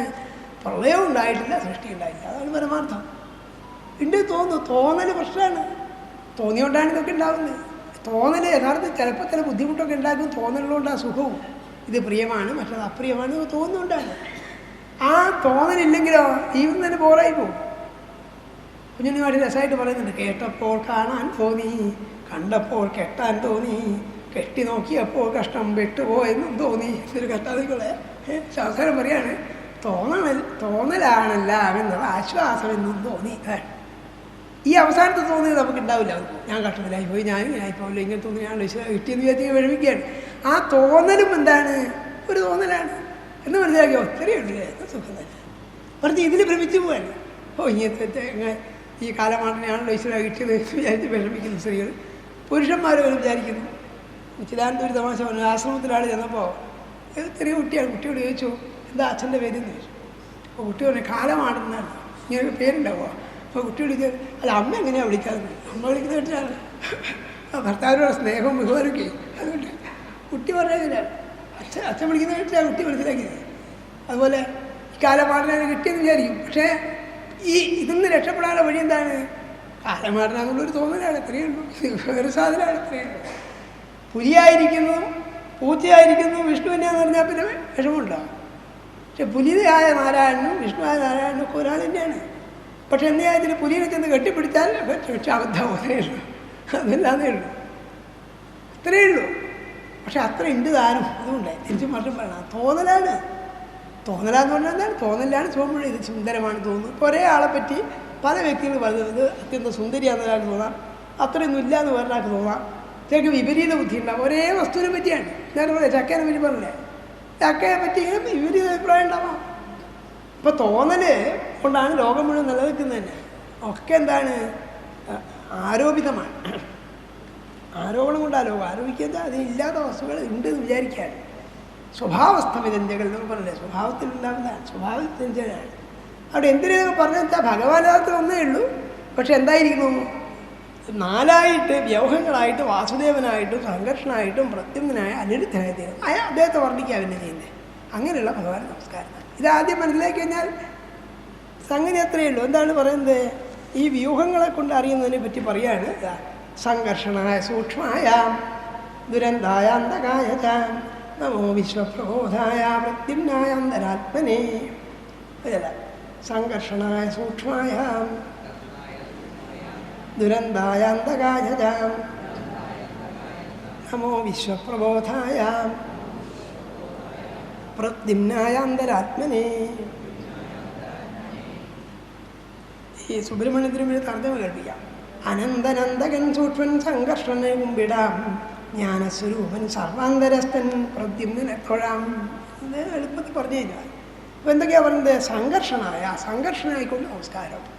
സംഘർഷം വെച്ചാൽ സാക്ഷാൽ ആദിശേഷനാണ്, അനന്തനാണെന്നൊക്കെ പറയും. ലോകത്തോട് താഴി നിർത്തുന്നവനാണ്, രജോമൂർത്തിയാണ്, ചിലക്കിൽ താമസമൂർത്തിയാണെന്നും വ്യാഖ്യാതാക്കൾ പറയും. ഇങ്ങനെയുള്ളതാണ് സംഘർഷം. ആ സംഘർഷനായിട്ട് നമസ്കാരം. നേരത്തെ പറഞ്ഞല്ലോ, നാലായി തിരിച്ചൊന്നാണ്.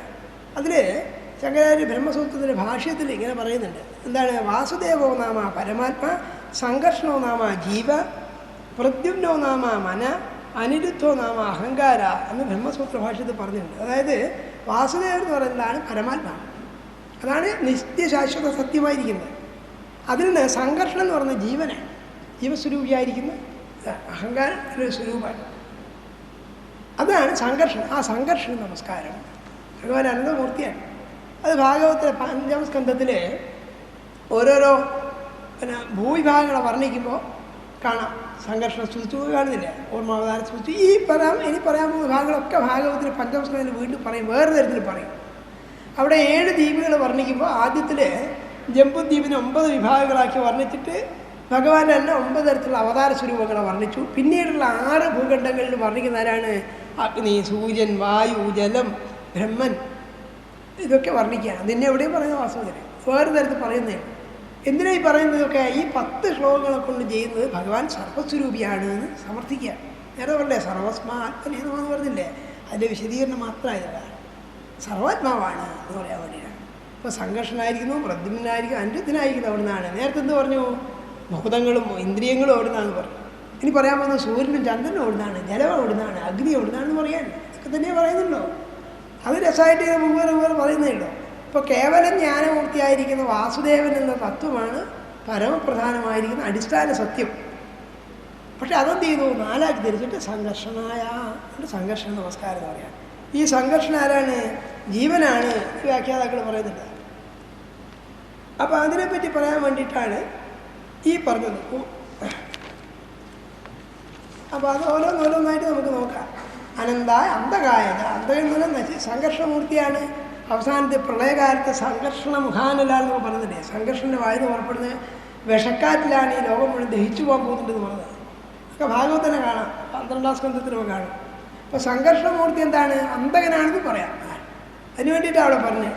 അപ്പോൾ നോക്കാതെ സംഘർഷമായ സൂക്ഷ്മമായ സൂക്ഷ്മ സ്വരൂപത്തിലിരിക്കുന്നവനാണ്, അനന്തമൂർത്തിയാണെന്ന് പറയും. ലോകത്തോട് താഴുന്നത് സംഘർഷമൂർത്തിയാണെന്ന് പറയും. പല സങ്കല്പങ്ങളാണ് അനന്തശേഷനായിട്ടേ. അപ്പോൾ ഈ ലോകത്തെ മുഴുവൻ താങ്ങി നിർത്തുന്നു എന്ന് പറഞ്ഞാൽ എന്താർത്ഥം? ലോകത്തിലൊക്കെ വ്യാപിച്ചിരിക്കുന്ന സൂക്ഷ്മരൂപത്തിലാണ്.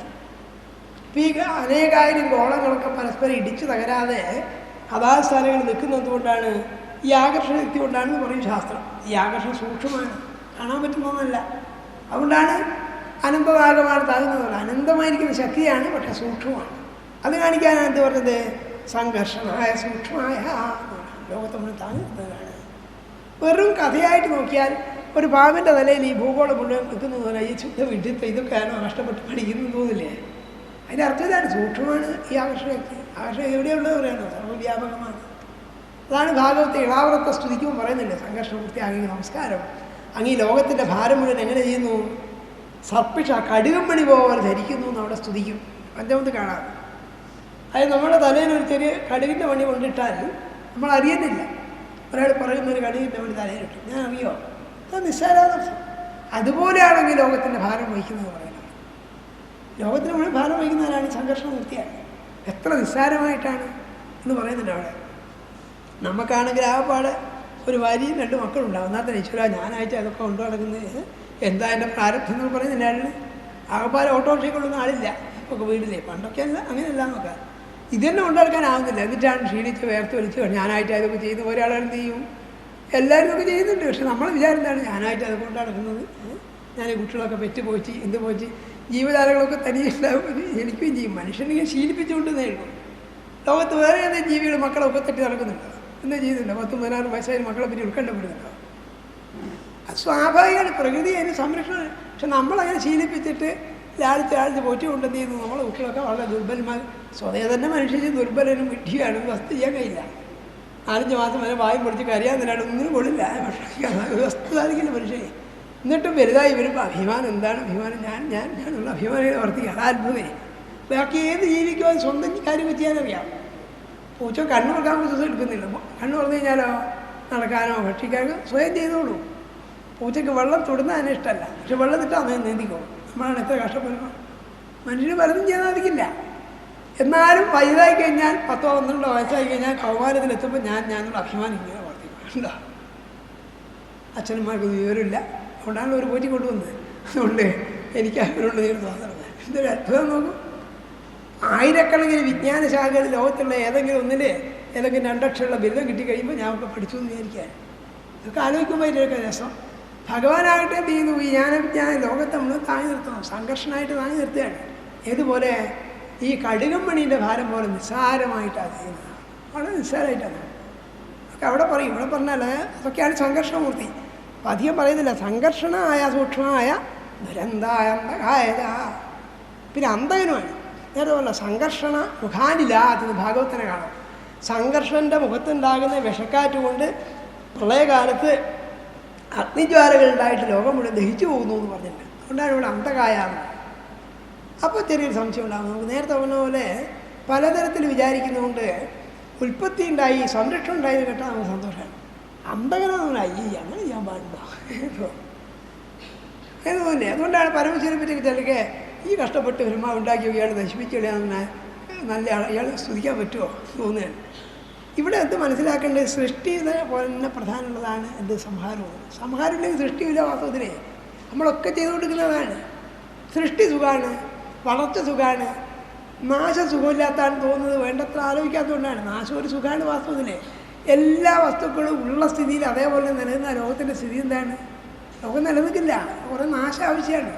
നമ്മുടെ ശരീരത്തിൽ നിന്ന് 10,000-കണക്കിന് കോശങ്ങൾ ദിവസേനോളം നശിക്കുന്നുണ്ടെന്ന് ശാസ്ത്രകാരന്മാർ പറയുന്നത്. അങ്ങനെയാണ് വളർച്ചയുണ്ടാകുന്നത്. ഇതൊന്നും പേര് കാലിനില്ലാത്ത കാലം ഉള്ള കവിതകൾ കേട്ടില്ലേ?